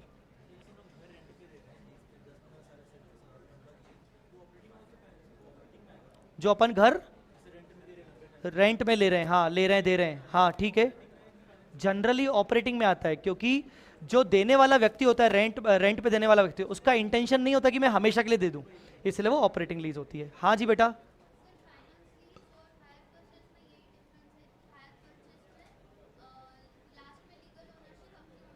हो जाती है, और फाइनेंस लीज में हो भी सकती है, नहीं भी हो सकती है।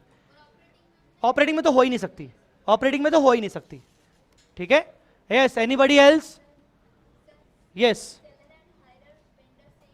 सेलर और हायर वेंडर एक ही बात है, एक ही बात है। यस, दोनों लीज में, दोनों मतलब फाइनेंस लीज, ऑपरेटिंग लीज में, ऑपरेटिंग लीज में मेजर रिस्क लेसर का होता है क्योंकि उसने कुछ ही समय के लिए दिया है, ठीक है ना। और फाइनेंस लीज में मेजर रिस्क किसके पास शिफ्ट हो जाता है? लेसी के पास, क्योंकि मैक्सिमम बेनिफिशियल ओनर कौन है? लेसी है। तो रिस्क से मतलब क्या हुआ? रिस्क से मतलब ये हुआ कि कल को विशाल सर की कार जाके मैंने ठोक दी, है ना, रिपेयर मेंटेनेंस किसको करवाना पड़ेगा? मुझे। कल को इंश्योरेंस खत्म हो गया, फिर से इंश्योरेंस करवाना मुझे, क्योंकि बेनिफिशियल ओनर मैं हूं। पर विशाल सर से मैंने कार ले ली सिर्फ 1 साल के लिए और इंश्योरेंस बीच में खत्म हो गया, विशाल सर खुद इंश्योरेंस करके देंगे मेरे को, मैं नहीं करूंगा। समझा कि नहीं समझा?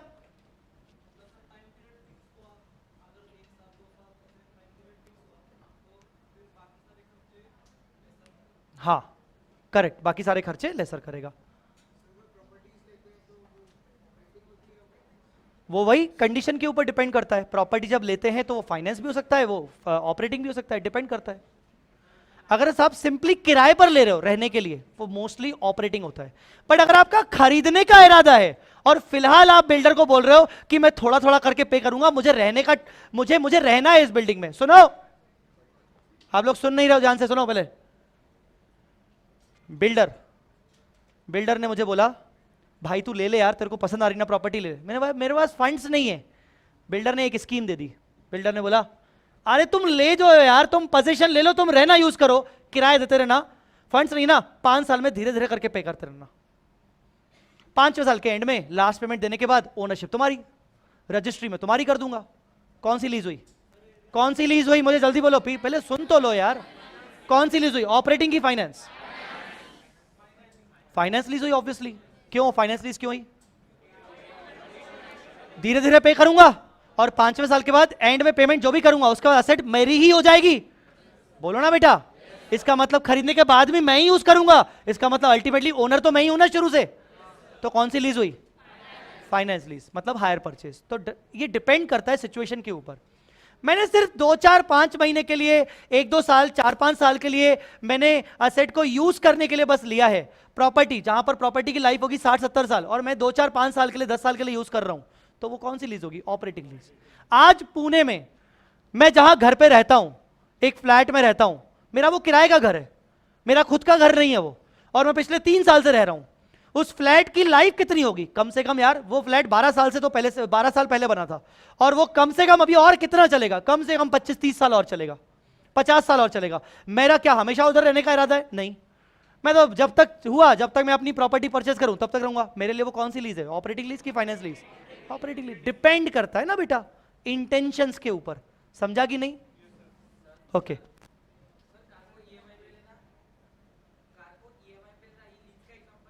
कार को ईएमआई पे लेना is a kind of lease, मतलब hire purchase. Kind of lease मतलब हायर। अब उसमें मैं आऊंगा क्योंकि अभी एक और टर्म अभी मैंने डिस्कस नहीं किया है। कौन सा टर्म? अभी उस पर भी अभी आऊंगा। अभी लास्ट, अभी मेरा वो टर्म बचा हुआ है, तो सुनना ध्यान से, अभी अभी वो सस्पेंस में है। यस, हाँ बोलो, थोड़ा तेज बोलेंगे प्लीज। हायर परचेज में ट्रांसफर के राइट्स। हाँ, ट्रांसफर जब हम करते तो राइट मतलब हम ट्रांसफर करते हैं right to use the asset. हाँ हाँ हाँ हाँ, बिल्कुल बिल्कुल होते हैं। Once I am a legal owner under hire purchase, I can transfer it to any other person. Yes, इधर कोई था?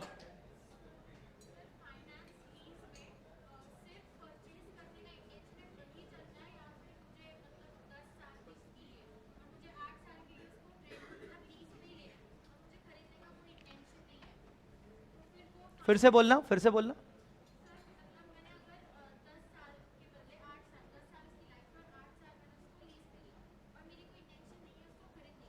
तो भी फाइनेंस लीज है क्योंकि मेजर इकोनॉमिक लाइफ कवर हो रही है उसमें, लॉन्ग टर्म। वो हायर परचेज नहीं है पर वो फाइनेंस लीज है। इसका मतलब एक बेसिक डिफरेंस हायर परचेज में और फाइनेंस लीज में, हायर परचेज में लास्ट इंस्टॉलमेंट पे करने के बाद ओनरशिप पक्के में पक्का ट्रांसफर होगी ही होगी। फाइनेंस लीज में हो भी सकती है, नहीं भी हो सकती है। मतलब विशाल सर से मैंने कार लिया, मैंने बोला 8 साल बाद आपको वापस कर दूंगा, तो ये फाइनेंस लीज है पर ये हायर परचेज नहीं है। तो थोड़ा सा बस ये माइनर सा डिफरेंस है हायर परचेज में और फाइनेंस लीज में। अंडरस्टूड और नॉट? क्या बोला मैंने अभी, तुम लोग सुन रहे थे ना? क्या बोला मैंने हायर परचेज और फाइनेंस लीज में डिफरेंस? हायर परचेज में अंत में ओनरशिप ट्रांसफर होगी ही होगी, और फाइनेंस लीज में हो भी सकती है, नहीं भी हो सकती है। और दोनों में सिमिलरिटी क्या है? दोनों लॉन्ग टर्म होते हैं। दोनों क्या होते हैं? लॉन्ग टर्म पीरियड के लिए होते हैं। अंडरस्टूड और नॉट? अब कुछ कुछ ऐसे आपके मन में सवाल चल रहे हैं जिनके जवाब अभी थोड़ी देर में बाद में आएंगे, और कुछ कुछ ऐसे चल रहे हैं जो लीजेस के, इसमें क्या होगा वो धीरे धीरे, चैप्टर अभी तो स्टार्ट ही हुआ है, अभी तो बस अभी अपन ने कुछ बेसिक बातों पर ध्यान दिया है, धीरे धीरे आगे आएगा, तो बिल्कुल चिंता मत करिए, थोड़ा थोड़ा करके आएगा। गाइस अंडरस्टूड और नॉट? अब मैं आपको समझा रहा हूं सेकंड टर्म। सेकंड टर्म कौन सा है? लिखिए क्वेश्चन, नेक्स्ट क्वेश्चन लिखिए, what do you mean by instalment cell?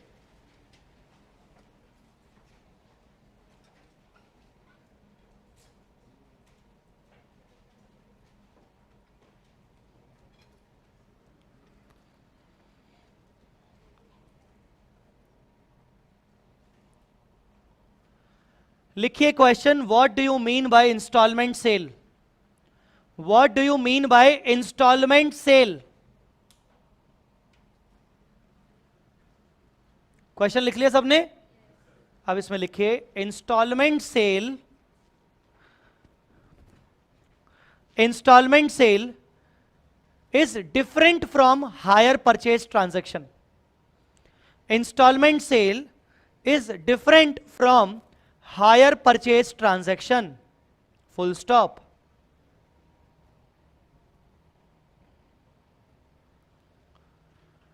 आगे, under installment sale, under installment sale,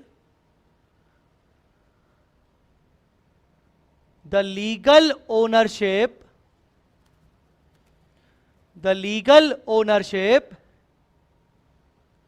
is also transferred. The legal ownership is also transferred immediately. बेटा immediately मतलब immediately मतलब अभी के अभी की बाद में? अभी के अभी। Under instalment sale the ownership is transferred immediately. Immediately के आगे लिखिए, means on the very first day, on the very first day, on the very first day, on the very first day. कभी अमेजॉन और Flipkart से shopping की है? हाँ, कभी फ्लिपकार्ट और अमेजॉन से क्रेडिट कार्ड या डेबिट कार्ड पे ईएमआई पे शॉपिंग की है? किसी ने की है? कभी लैपटॉप बुलवाया हो और ईएमआई पे बुलवाया हो, डेबिट कार्ड और क्रेडिट कार्ड का स्कीम बनती है ना अमेजॉन पे, कभी कभी स्कीम आती है कि आप क्रेडिट कार्ड से पेमेंट कर दो, एक्सिस का वाले कार्ड से पेमेंट कर दो तो आपका ईएमआई में कन्वर्ट हो जाएगा। बोलो ना बेटा। चलो छोड़ो, कभी किसी दुकानदार के पास जाके, इलेक्ट्रॉनिक की दुकानदार के पास जाके फ्रिज परचेज करना, टीवी परचेज करना, ईएमआई, बजाज फाइनेंस, याद है बजाज फाइनेंस? बहुत ही कॉमन। हाँ, बजाज फाइनेंस। बोलो बेटा। तो कभी ऐसा किया है? बोलो ना यार। कोई भी इलेक्ट्रॉनिक प्रोडक्ट जब परचेज करते हैं किसी दुकानदार से, किसी ऑनलाइन स्टोर से, और अगर मान लो मैं ईएमआई में पे करूंगा, मैं इंस्टॉलमेंट में पे करूंगा, क्या ओनरशिप मुझे क्या ईएमआई चुकाने के बाद आती है कि बिल मुझे उसी टाइम पे मिल जाता है? बिल मुझे उसी टाइम पे मिलता है कि नहीं मिलता है? बिल मतलब इनवॉइस, बिल मिलता है कि नहीं मिलता है? पहले ही दिन इंस्टॉलमेंट ट्रांसफर हो जाती है। तो इंस्टॉलमेंट सेल मतलब जहां पर आप असेट परचेज कर रहे हो, ओनरशिप भी पहले ही दिन ट्रांसफर हो गई, बस आप किश्तों में पे करोगे, धीरे धीरे किश्तों में पे करोगे। मेरी बात समझ में आ रही कि नहीं? बोलो ना बेटा। अच्छा जी, 2 मिनट सुन लो ध्यान से। आज एक प्रॉपर्टी मैंने परचेज किया, आज मैंने एक प्रॉपर्टी परचेज किया पुणे में, और वो प्रॉपर्टी अंडर कंस्ट्रक्टेड है। वो प्रॉपर्टी मुझे 3 साल बाद मिलेगी क्योंकि अंडर कंस्ट्रक्टेड है, काम चल रहा है। 15th फ्लोर पर वो उसका फ्लैट है जो मैंने बुक करवाया है, अभी तो 2nd फ्लोर भी नहीं बना, 15th फ्लोर तो अभी है ही नहीं, उसका वजूद ही नहीं है। बनेगा, 3 साल बाद मुझे उसका पोजीशन मिलेगा। वो प्रॉपर्टी मैंने बुक किया 2 करोड़ रुपए में, बुकिंग किया, बुकिंग 2 करोड़ में। बिल्डर ने कहा मिनिमम 50% अभी दे दो तो तुम्हारे नाम पे रजिस्ट्री करवा लेंगे। रजिस्ट्री समझते हो? रजिस्ट्री मतलब legal ownership, legal ownership. Builder ने कहा 2 करोड़ में से मिनिमम 1 करोड़ रुपए ट्रांसफर कर दो, तुम्हारे नाम पे रजिस्ट्री करवा देंगे। बेटा समझा कि नहीं? मैंने विद इन 5 मंथ्स पैसे अरेंज करके, 1 करोड़ पैसे अरेंज करके विद इन 5 मंथ मैंने बिल्डर को दे दिए, लोन और कुछ पैसा अपना, कुछ उधार लेके 1 करोड़ रुपए बिल्डर को दे दिए। बिल्डर ने अगले दिन रजिस्ट्री मेरे नाम पे करवा ली। कितने की प्रॉपर्टी? उसमें से कितने दे दिए? बाकी बिल्डर ने बोला कि अब हर महीने 5-5%, 1 करोड़ का 5-5% कितना हुआ? 5 लाख। हर महीने 5-5% आपको पे करना पड़ेगा। मैंने ठीक है, हर महीने पे कर दूंगा। बोलो ना बेटा। या फिर दूसरी टर्म्स, बिल्डर ने बोला अब जैसे जैसे फ्लोर बनता जाएगा हम आपको इंजीनियर का सर्टिफिकेट दे देंगे, दिखाएंगे कि इतने फ्लोर बन गए, तो थोड़ा थोड़ा अमाउंट हम आपसे 3 सालों में धीरे धीरे लेते रहेंगे। What is this? Hire purchase की इंस्टॉलमेंट सेल? कैसे बोल सकते हो इंस्टॉलमेंट सेल? ओनरशिप मेरी हो चुकी है, मुझे बस धीरे धीरे पेमेंट करना है बेटा। और ये मत सोचना कि ये कोई एग्जाम्पल हवा में दिया, ये एग्जाम्पल सचमुच में ऐसा ही होता है। बिल्डर लोग यही करते हैं, आपसे एक अच्छा खासा अमाउंट ले चुके होते हैं और फिर आपके नाम पे प्रॉपर्टी रजिस्ट्री करवा देते हैं। बोलो मेरी बात समझ में आ रही कि नहीं? और फिर आपसे धीरे धीरे पेमेंट लेते हैं। मेरी बात समझ में आ रही कि नहीं? तो ये मत सोचना कि सर ने जो एग्जाम्पल दिया ऐसा तो होता ही, ऐसा ही होता है, ऐसा ही होता है। अंडरस्टूड और नॉट? ये समझा कि नहीं? This is instalment sale. Electronic market में गया रेफ्रिजरेटर परचेज करने, रेफ्रिजरेटर पसंद आया एलजी का 50,000 का। मैंने बोला मुझे फाइनेंस करवाना है। उन्होंने बोला बजाज फाइनेंस से करवा देंगे। मैंने बोला हाँ ठीक है। उन्होंने बोला 50 में से आपको मिनिमम 10,000 का डाउन पेमेंट देना पड़। डाउन पेमेंट समझते हो? डाउन पेमेंट क्या? On the spot, immediately, out of pocket, out of pocket. मैंने बोला हाँ 50 में से 10,000 डाउन पेमेंट, बाकी आपके 40,000 की ईएमआई बन जाएगी 0% फाइनेंस। आपने सुना होगा एडवर्टीजमेंट 0% फाइनेंस। ये क्या होता है 0% फाइनेंस? इंटरेस्ट नहीं मिलेगा, मतलब 40 का इंस्टॉलमेंट बच जाएगा। बोला मेरी बात समझ में आ रही कि नहीं? उसने बोला 40 डिवाइडेड बाय 10, 4-4 हजार की किस्त हर महीने। कितने महीने हुए? 10। यार तुम लोग बात नहीं सुन रहे हो क्या मेरी? तुम्हें शरीर अच्छा लग रहा है क्या? हाँ, मैंने क्या बोला? कितने की रेफ्रिजरेटर थी? कितने डाउन पेमेंट दिया? कितने बचे? 40 की किस्त 10 महीने में कितनी हुई? 4-4 हजार। और फ्रिज मैं घर लेके आ गया पहले ही दिन, इंस्टॉल हो गई। इंजीनियर आया, उसको इंस्टॉल करके मुझे समझा के गया कि हाँ ऐसे ऐसे आपको चलाना है, और इनवॉइस वो देके गया मेरे हाथ में कि ये लीजिए आपके नाम का बिल। बोलो बेटा। अभी तक मैंने एक भी इंस्टॉलमेंट पे नहीं की। मेरी मर्जी, मैं इस फ्रिज को कहीं और ट्रांसफर कर सकता हूं? बोलो हाँ या ना। ये फ्रिज मैंने खरीद लिया, अभी मैंने पूरा पैसा नहीं दिया, बताओ मैं इस फ्रिज को कहीं और ट्रांसफर कर सकता हूं कि नहीं? किसी और को बेच सकता हूं कि नहीं? ओनरशिप मेरी है बॉस। समझा कि नहीं? और ये सचमुच में होता है कि नहीं होता है? तो ये ट्रांजैक्शन को क्या बोलोगे? हायर परचेज की इंस्टॉलमेंट सेल? मैंने आपको इंस्टॉलमेंट सेल के 2 एग्जांपल दिए। बाद में मत पूछना कि सर ये सिर्फ मूवेबल में होता है क्या? मैंने अभी आपको प्रॉपर्टी का एग्जांपल दिया जो कि इमूवेबल होती है, और मैंने आपको फ्रिज का एग्जांपल दिया जो कि मूवेबल होती है। तो इंस्टॉलमेंट सेल दोनों के लिए हो सकता है, मूवेबल, इमूवेबल। मेरी बात समझ में आई कि नहीं? बोलना बच्चे। अब मुझे बताओ हायर परचेज और इंस्टॉलमेंट सेल दोनों के बीच में क्या डिफरेंस होता है? एक ही सबसे बड़ा डिफरेंस है, क्या? ओनरशिप। Ownership, ownership. बताओ एचपी में ओनरशिप कब ट्रांसफर होगी?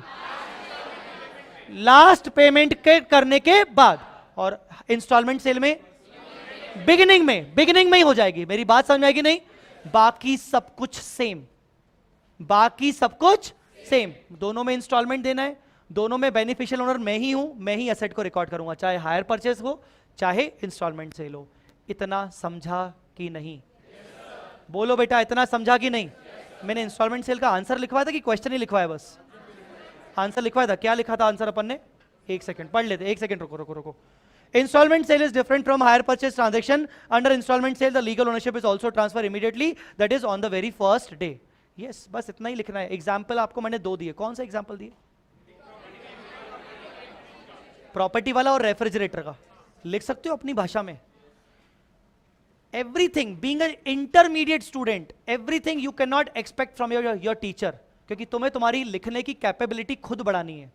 हर चीज अपने टीचर से स्पून फीडिंग एक्सपेक्ट मत करो। और तुम्हें अगर लिखने को कहा है एग्जाम्पल, तो तुम हिंदी में लिखो, अंग्रेजी में लिखो, मराठी में लिखो, उर्दू में लिखो, तुम्हारी मर्जी, तुम्हारी कॉपी है, तुम्हें कोई रोक नहीं सकता, पर खुद लिखो, लिखने की कैपेबिलिटीज बढ़ाओ। तो एग्जाम्पल लिखना चाहिए अभी तुम्हारी कॉपी में, वो जो बिल्डर वाला एग्जाम्पल दिया था और दूसरा रेफ्रिजरेटर वाला एग्जाम्पल दिया था, दोनों लिखो अपनी भाषा में, चाहे हिंदी में लिखो।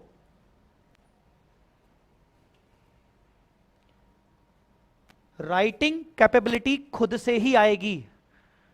आपको इस दुनिया की कोई भी ताकत हेल्प नहीं कर सकती राइटिंग में, हम सिर्फ गाइड कर सकते हैं। आपको राइटिंग में खुद ही मेहनत करनी पड़ेगी।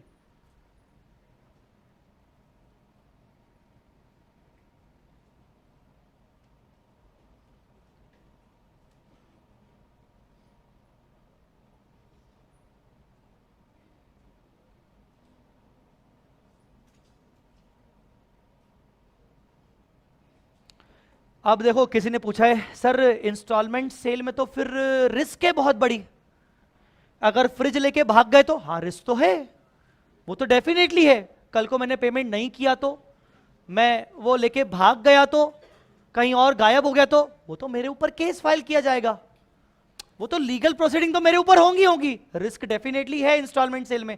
आप बताओ, हायर परचेज में रिस्क ज्यादा है कि इंस्टॉलमेंट सेल में? है, बिल्कुल है। आ रही मेरी बात समझ में कि नहीं? बोलो बेटा।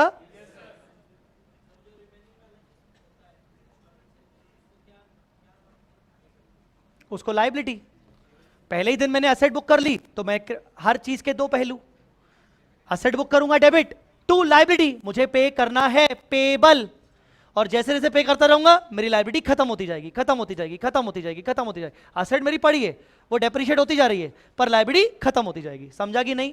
तो हर चीज के दो पहलू, बार बार यही आपको सोचना है। असेट भी आएगी डेबिट टू लायबिलिटी। बताओ, रेफ्रिजरेटर 50,000 की एंट्री क्या करूंगा? ऐसे ही अगर मन में कुछ आए क्या एंट्री करूंगा? Refrigerator account debit 50,000, to cash 10,000 down payment, 10,000 down payment. बच्चों समझ आ रहा है कि नहीं? To shopkeeper, to vendor. बोलो ना बेटा, कितना? 40,000। अगले महीने 4,000 पे किए, बोलो एंट्री। अगले महीने 4,000 पे किए, किसको पे किए? शॉपकीपर को, वेंडर को, एंट्री बोलो। Vendor account debit, shopkeeper account debit, to cash 4,000। अब मेरा शॉपकीपर कितने का बचा? 36। बोलो ना बेटा, ये क्या है? लायबिलिटी। तो धीरे धीरे ये लायबिलिटी कम होती जाएगी। समझा कि नहीं? सिंपल। बोलना बच्चे, पक्का? थोड़ा सा हल्का सा बदल रहा हूं। 50 में से कितने पे किए थे? कितने पे किए थे? तो कितने बचे? 40, राइट? 0% फाइनेंस नहीं है, मान लो 0% फाइनेंस नहीं है, मान लो फाइनेंस है। किस्त बनी 4200 की, 4200 इंटू 10 मतलब 10 बार, तो कितना हुआ? 42,000, मतलब 2,000 का इंटरेस्ट। बोलो ना बेटा। तो 4200 की किस्त बनी, जिसमें 4,000 प्रिंसिपल है और 200 रुपए। बोलना। तो चलो पहली एंट्री बोलो। पहली एंट्री फ्रिज परचेज करने की, रेफ्रिजरेटर परचेज करने की। Refrigerator account debit 50, to cash 10, to shopkeeper 40। 40 ही है मेरी लायबिलिटी अभी फिलहाल, on the very first day. अभी फिलहाल क्या है? 40। समझा कि नहीं? चलो 1 महीना हो गया, अब मुझे उसको कितना पे करना है? 4,200। एंट्री क्या होगी, होनी चाहिए, सोचो एंट्री क्या होनी चाहिए? Shopkeeper debit to cash. Cash कितना दिया? 4,200 ना, बोलो ना बच्चे। 4,200 में प्रिंसिपल कितना है? हाँ, तो शॉपकीपर को कितने से डेबिट करूंगा? 4,000 से, क्योंकि मैंने क्रेडिट भी प्रिंसिपल अमाउंट से किया था। फर्स्ट वाली एंट्री में क्रेडिट कितने अमाउंट से किया था? प्रिंसिपल। सर प्रिंसिपल कौन सा था? फर्स्ट एंट्री में 40,000 क्रेडिट किया था, तो 40 तो प्रिंसिपल था ना, बोलो बेटा। तो डेबिट भी कितने से करूंगा? प्रिंसिपल से। समझा कि नहीं? तो जो 200 रुपए एक्स्ट्रा दे रहा हूं वो मेरा क्या? एक्सपेंस। तो एंट्री क्या करूंगा? इंटरेस्ट एक्सपेंस डेबिट कितना? 200। समझा कि नहीं समझा? बोलो बेटा। तो शॉपकीपर क्रेडिट कितने से हुआ? प्रिंसिपल से। डेबिट भी कितने से हुआ? प्रिंसिपल से। अलग से इंटरेस्ट जब जब पे करूंगा अलग से रिकॉर्ड करूंगा। समझा कि नहीं? आ रहा हूं धीरे धीरे। समझा कि नहीं समझा? बोलो बेटा, यहां तक क्लियर हुआ कि नहीं? यस। नहीं कर सकते, धीरे धीरे जैसे जैसे इंस्टेंट पे करूंगा, क्योंकि कल को अगर पे नहीं किया तो फिर मैं खर्चा क्यों दिखा रहा हूं जब पे ही नहीं किया तो? हाँ ना? तो एक ही बार में मैं इंटरेस्ट नहीं दिखा सकता। समझा कि नहीं? ये तो 10 महीने, इसके बजाय अगर 3 साल होते तो क्या इंटरेस्ट पूरे 3 साल का इकट्ठा आज ही दिखा दूं? अक्रूवल कॉन्सेप्ट क्या होता है? पढ़ा था तुमने अक्रूवल कॉन्सेप्ट बचपन में? बोलो, जब तुम इतने निक्के निक्के बच्चे थे। अक्रूवल कॉन्सेप्ट क्या होता है? बोलो। Expenses should be recorded when they due, है ना? तो ड्यू कितना हुआ है? सिर्फ अभी जो थोड़ा सा इंटरेस्ट ड्यू है उसको तभी रिकॉर्ड करो। जब तक ड्यू ही नहीं हुआ तो रिकॉर्ड क्यों करेंगे? समझे हो कि नहीं?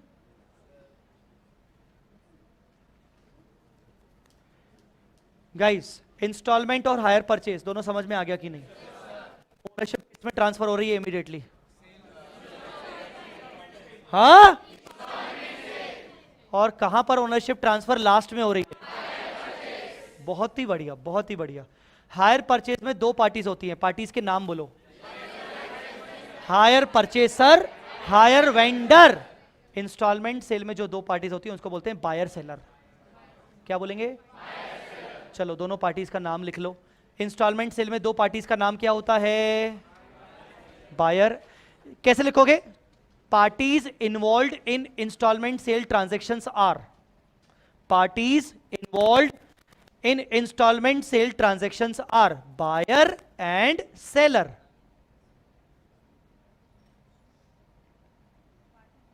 Parties involved in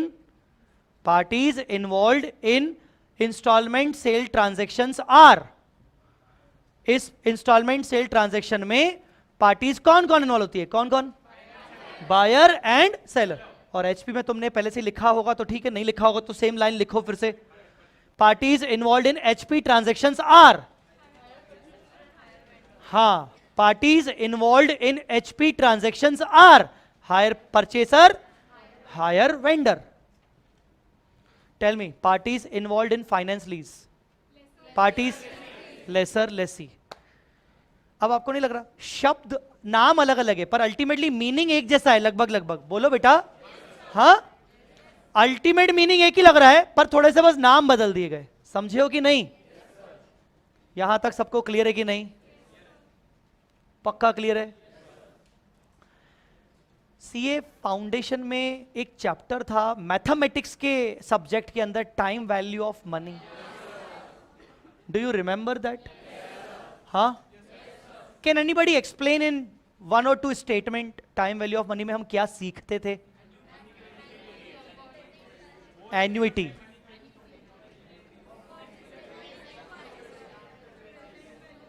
एक सेकेंड, हाँ बोलिए बेटा।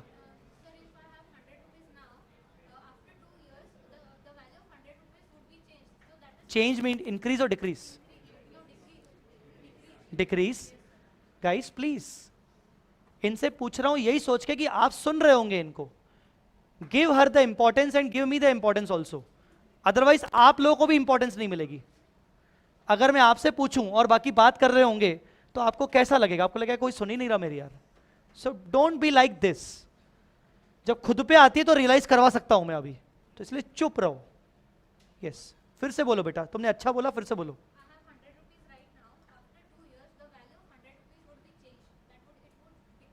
100 रुपीज की वैल्यू 2 साल बाद घट जाएगी धीरे, हाँ ओके,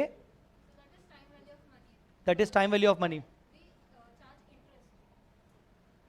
मतलब टाइम वैल्यू ऑफ मनी के अकॉर्डिंग पैसे, टाइम वैल्यू ऑफ मनी का मतलब यही होता है कि पैसे की वैल्यू धीरे धीरे कम होती जाती, तो उसको कॉम्पनसेट करने के लिए इंटरेस्ट होता है। कोई और बोलना चाहेगा?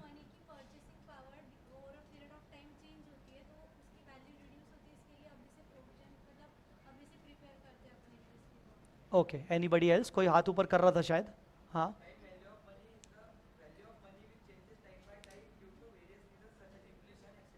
सच एज इन्फ्लेशन। तो चेंजेस मतलब क्या, अगेन पूछ रहा हूं, चेंजेस मतलब इंक्रीज होगी कि डिक्रीज होगी? डिक्रीज होगी। रुपये की वैल्यू डिक्रीज होगी कि बढ़ेगी?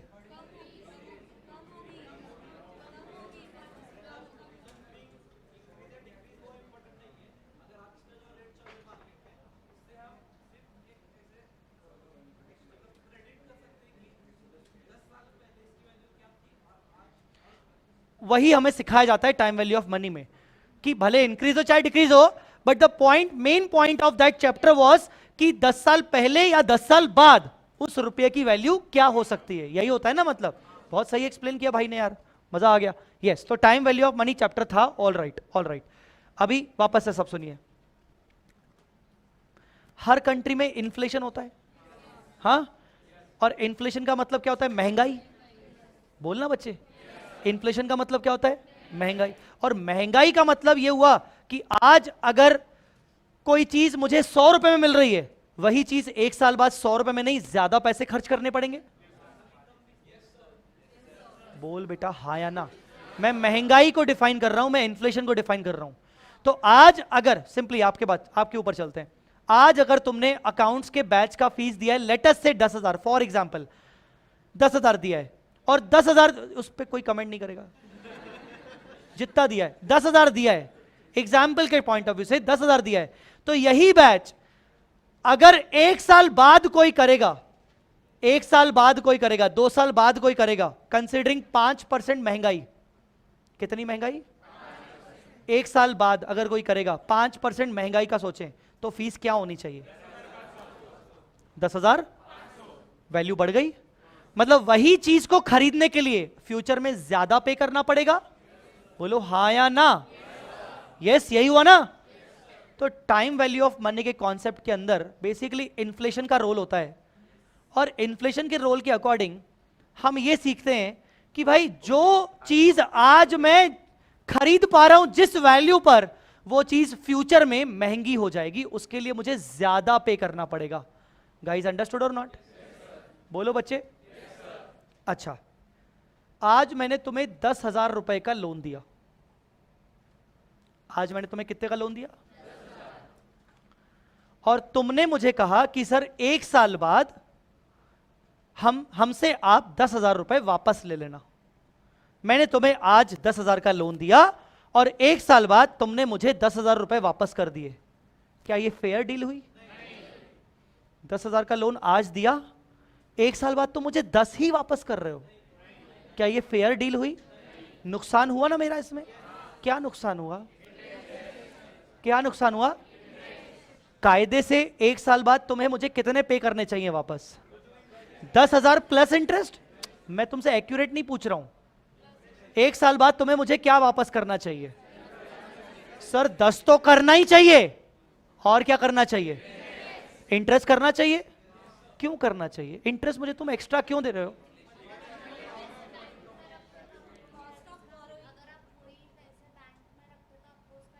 Very good. अगर मैं तुम्हें 10,000 रुपए नहीं देता, तो वो 10,000 मैं या तो अपने धंधे में यूज करता, या तो मैं बैंक में एफडी बनाता, या तो मैं शेयर मार्केट में, मैं कुछ भी कर सकता था 10,000 का। तो मिनिमम से मिनिमम मैं उस पर कितना कमाता, अब वो मैं नहीं कमा पाऊंगा। My opportunity cost. बोलो यस और नो। तो जो 10,000 का उपयोग मैं कर सकता था, मैं उसको उपयोग में लाता, तो मैं मिनिमम से मिनिमम 6,000 रुपए तो कमाता ही कमाता। कितना कमाता? क्या वो 6,000 में कमा पाया? क्या वो 10,000 मैंने किसको दे दिए? तुम्हें। किसको दे दिए? बोलो ना, हमें बोलना नहीं आता क्या बे? बोलो ना हमें। ओके, तो वो 10,000 मैंने तुम्हें दे दिए, अब वो 10,000 मैं नहीं यूज कर पाऊंगा तो तुम्हें दे दिए, तो मैं उसका अपॉर्चुनिटी कॉस्ट किससे वसूल करूंगा? तुमसे वसूल करूंगा कि नहीं? तो मुझे तुमसे क्या वसूल करना चाहिए? सिर्फ 10,000 की 10,000 प्लस इंटरेस्ट? समझा कि नहीं? वो इंटरेस्ट को क्या मैं कह सकता हूं that interest is a kind of compensation for me? That interest is a compensation क्या होता है? भरपाई, भरपाई, कॉम्पनसेट मतलब रीइंबर्समेंट। बोलो ना बेटा, क्या मैं कह सकता हूं कि 10,000 तो मेरा अधिकार है, पर अधिकार मेरा एक्स्ट्रा इंटरेस्ट का भी है, वो मेरा कॉम्पनसेशन है। कॉम्पनसेशन मतलब क्यों बोल रहा हूं मैं उसको? क्योंकि वो 10,000 मैं लगाता तो मैं कुछ कमाता, मैं नहीं कमा पाया तो मुझे उसकी भरपाई चाहिए। समझा कि नहीं? सो can I say interest is as good as the compensation? Can I say interest is as good as compensation? Guys understood और नॉट? पक्का? सच्ची? अब कैलकुलेटर निकालो, 1 मिनट, कैलकुलेटर निकालिए जल्दी, कैलकुलेटर निकालिए प्लीज जल्दी। टुडे, आज मैंने तुम्हें 10,000 का लोन दिया, आज मैंने 10,000 का लोन दिया, लिखना मत, सिर्फ सामने देखो। आज मैंने तुम्हें 10,000 का लोन दिया, आफ्टर 1 ईयर तुम मुझे रीपे करोगे 1,00,000, सॉरी 11,000, तुम मुझे रीपे करोगे कितना? तुम मुझे एक्स्ट्रा कितना रीपे कर रहे हो? हाँ, 1,000, मतलब कहीं ना कहीं मैं तुमसे इंटरेस्ट कितना ले रहा हूं? 10% का इंटरेस्ट ले रहा हूं। बोलो हाँ या ना? ध्यान दे रहे हैं सब लोग? सब लोग ध्यान दे रहे हैं कि नहीं? बेटा, मैं आज यहां पर खड़ा हूं टुडे पे, मैं आज यहां पर खड़ा हूं टुडे पे, मैं इधर खड़ा हूं टुडे पे खड़ा हूं, ध्यान से सब लोग देखिएगा। और आज मैंने तुम्हें कितने दिए हैं?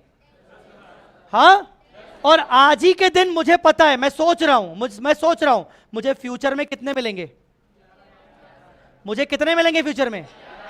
कैन आई से आज के दिन खड़े होके कैन आई से 11,000 is the future value? What is 11,000?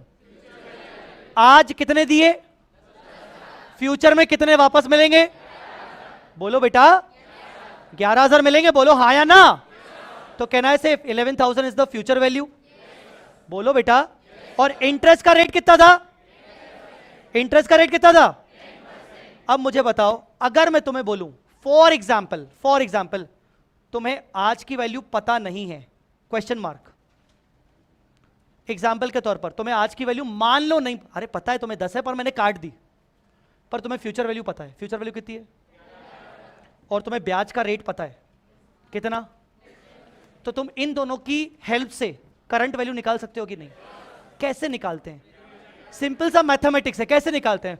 Future value है और ओवरऑल 10% के साथ मुझे मिल रहा है ये 11,000, तो मुझे आज की वैल्यू निकालनी है। कैसे निकालूं? आई नीड आज की वैल्यू। तुम बोल सकते हो सर 10,000, पर 10,000 कैसे निकला, कैलकुलेशन वाइज कैसे निकला, मुझे वो चाहिए। वेरी गुड, बहुत बढ़िया।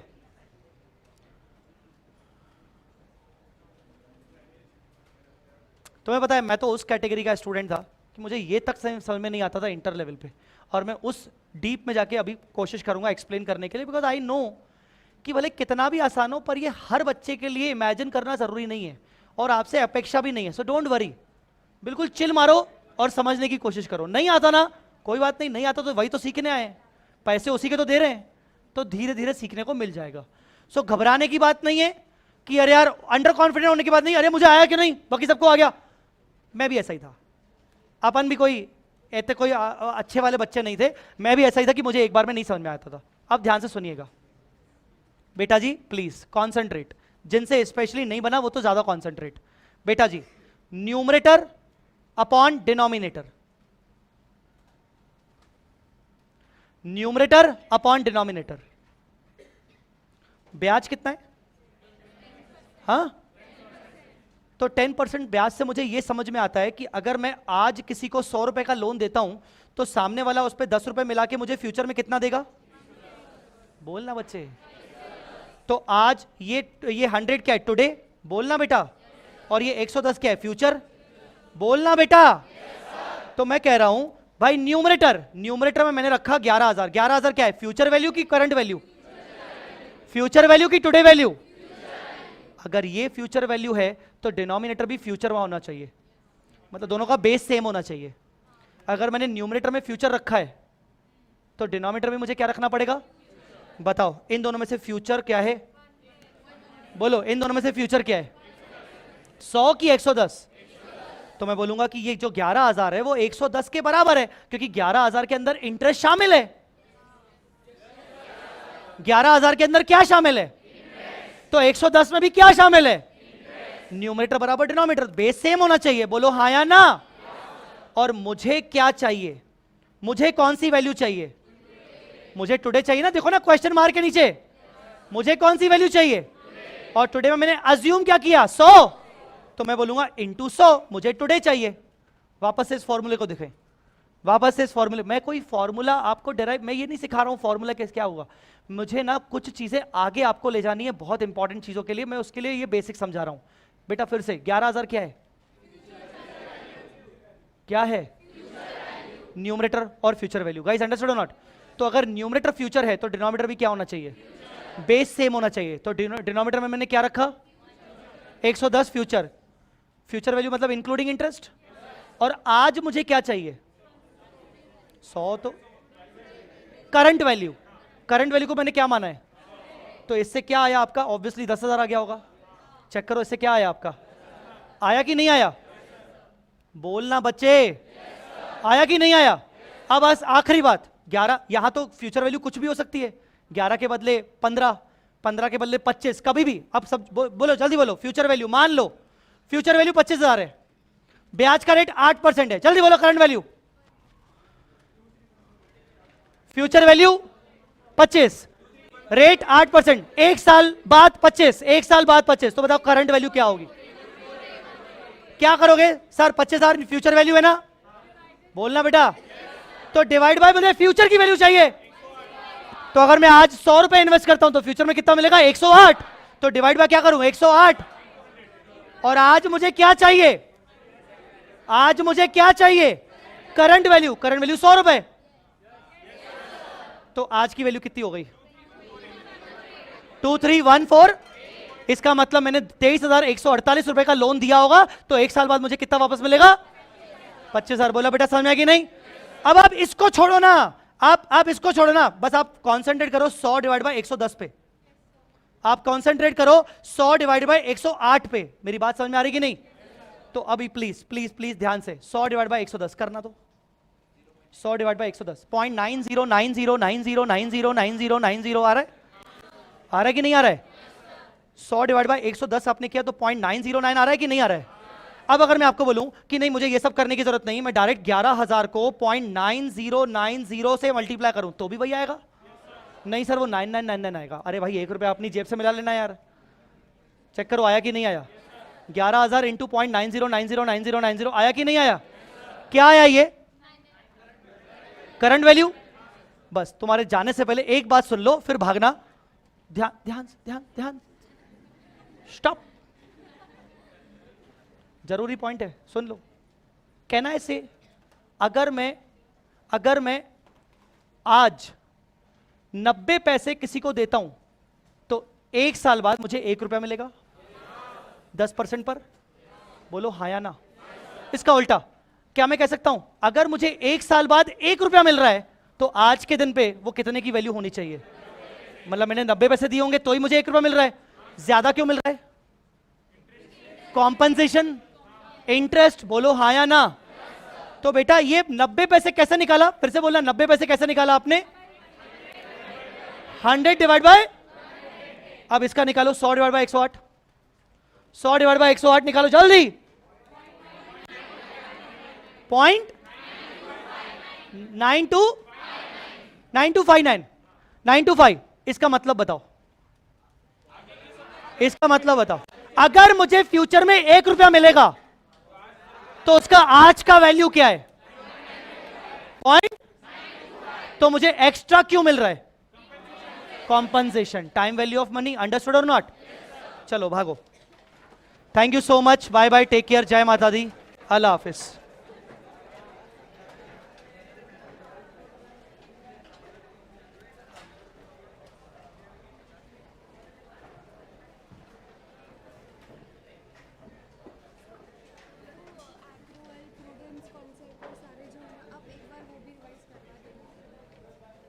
क्लास में याद दिला देना अगली बार।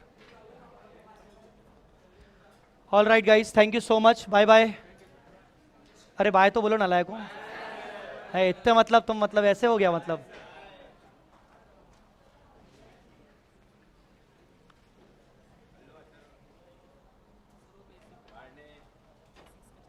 क्या बेटा? बेसिक्स के नोट्स? हाँ नीचे जाके ले लीजिएगा, रिसेप्शन पे नीचे जाके ले लीजिएगा। हाँ बेटा।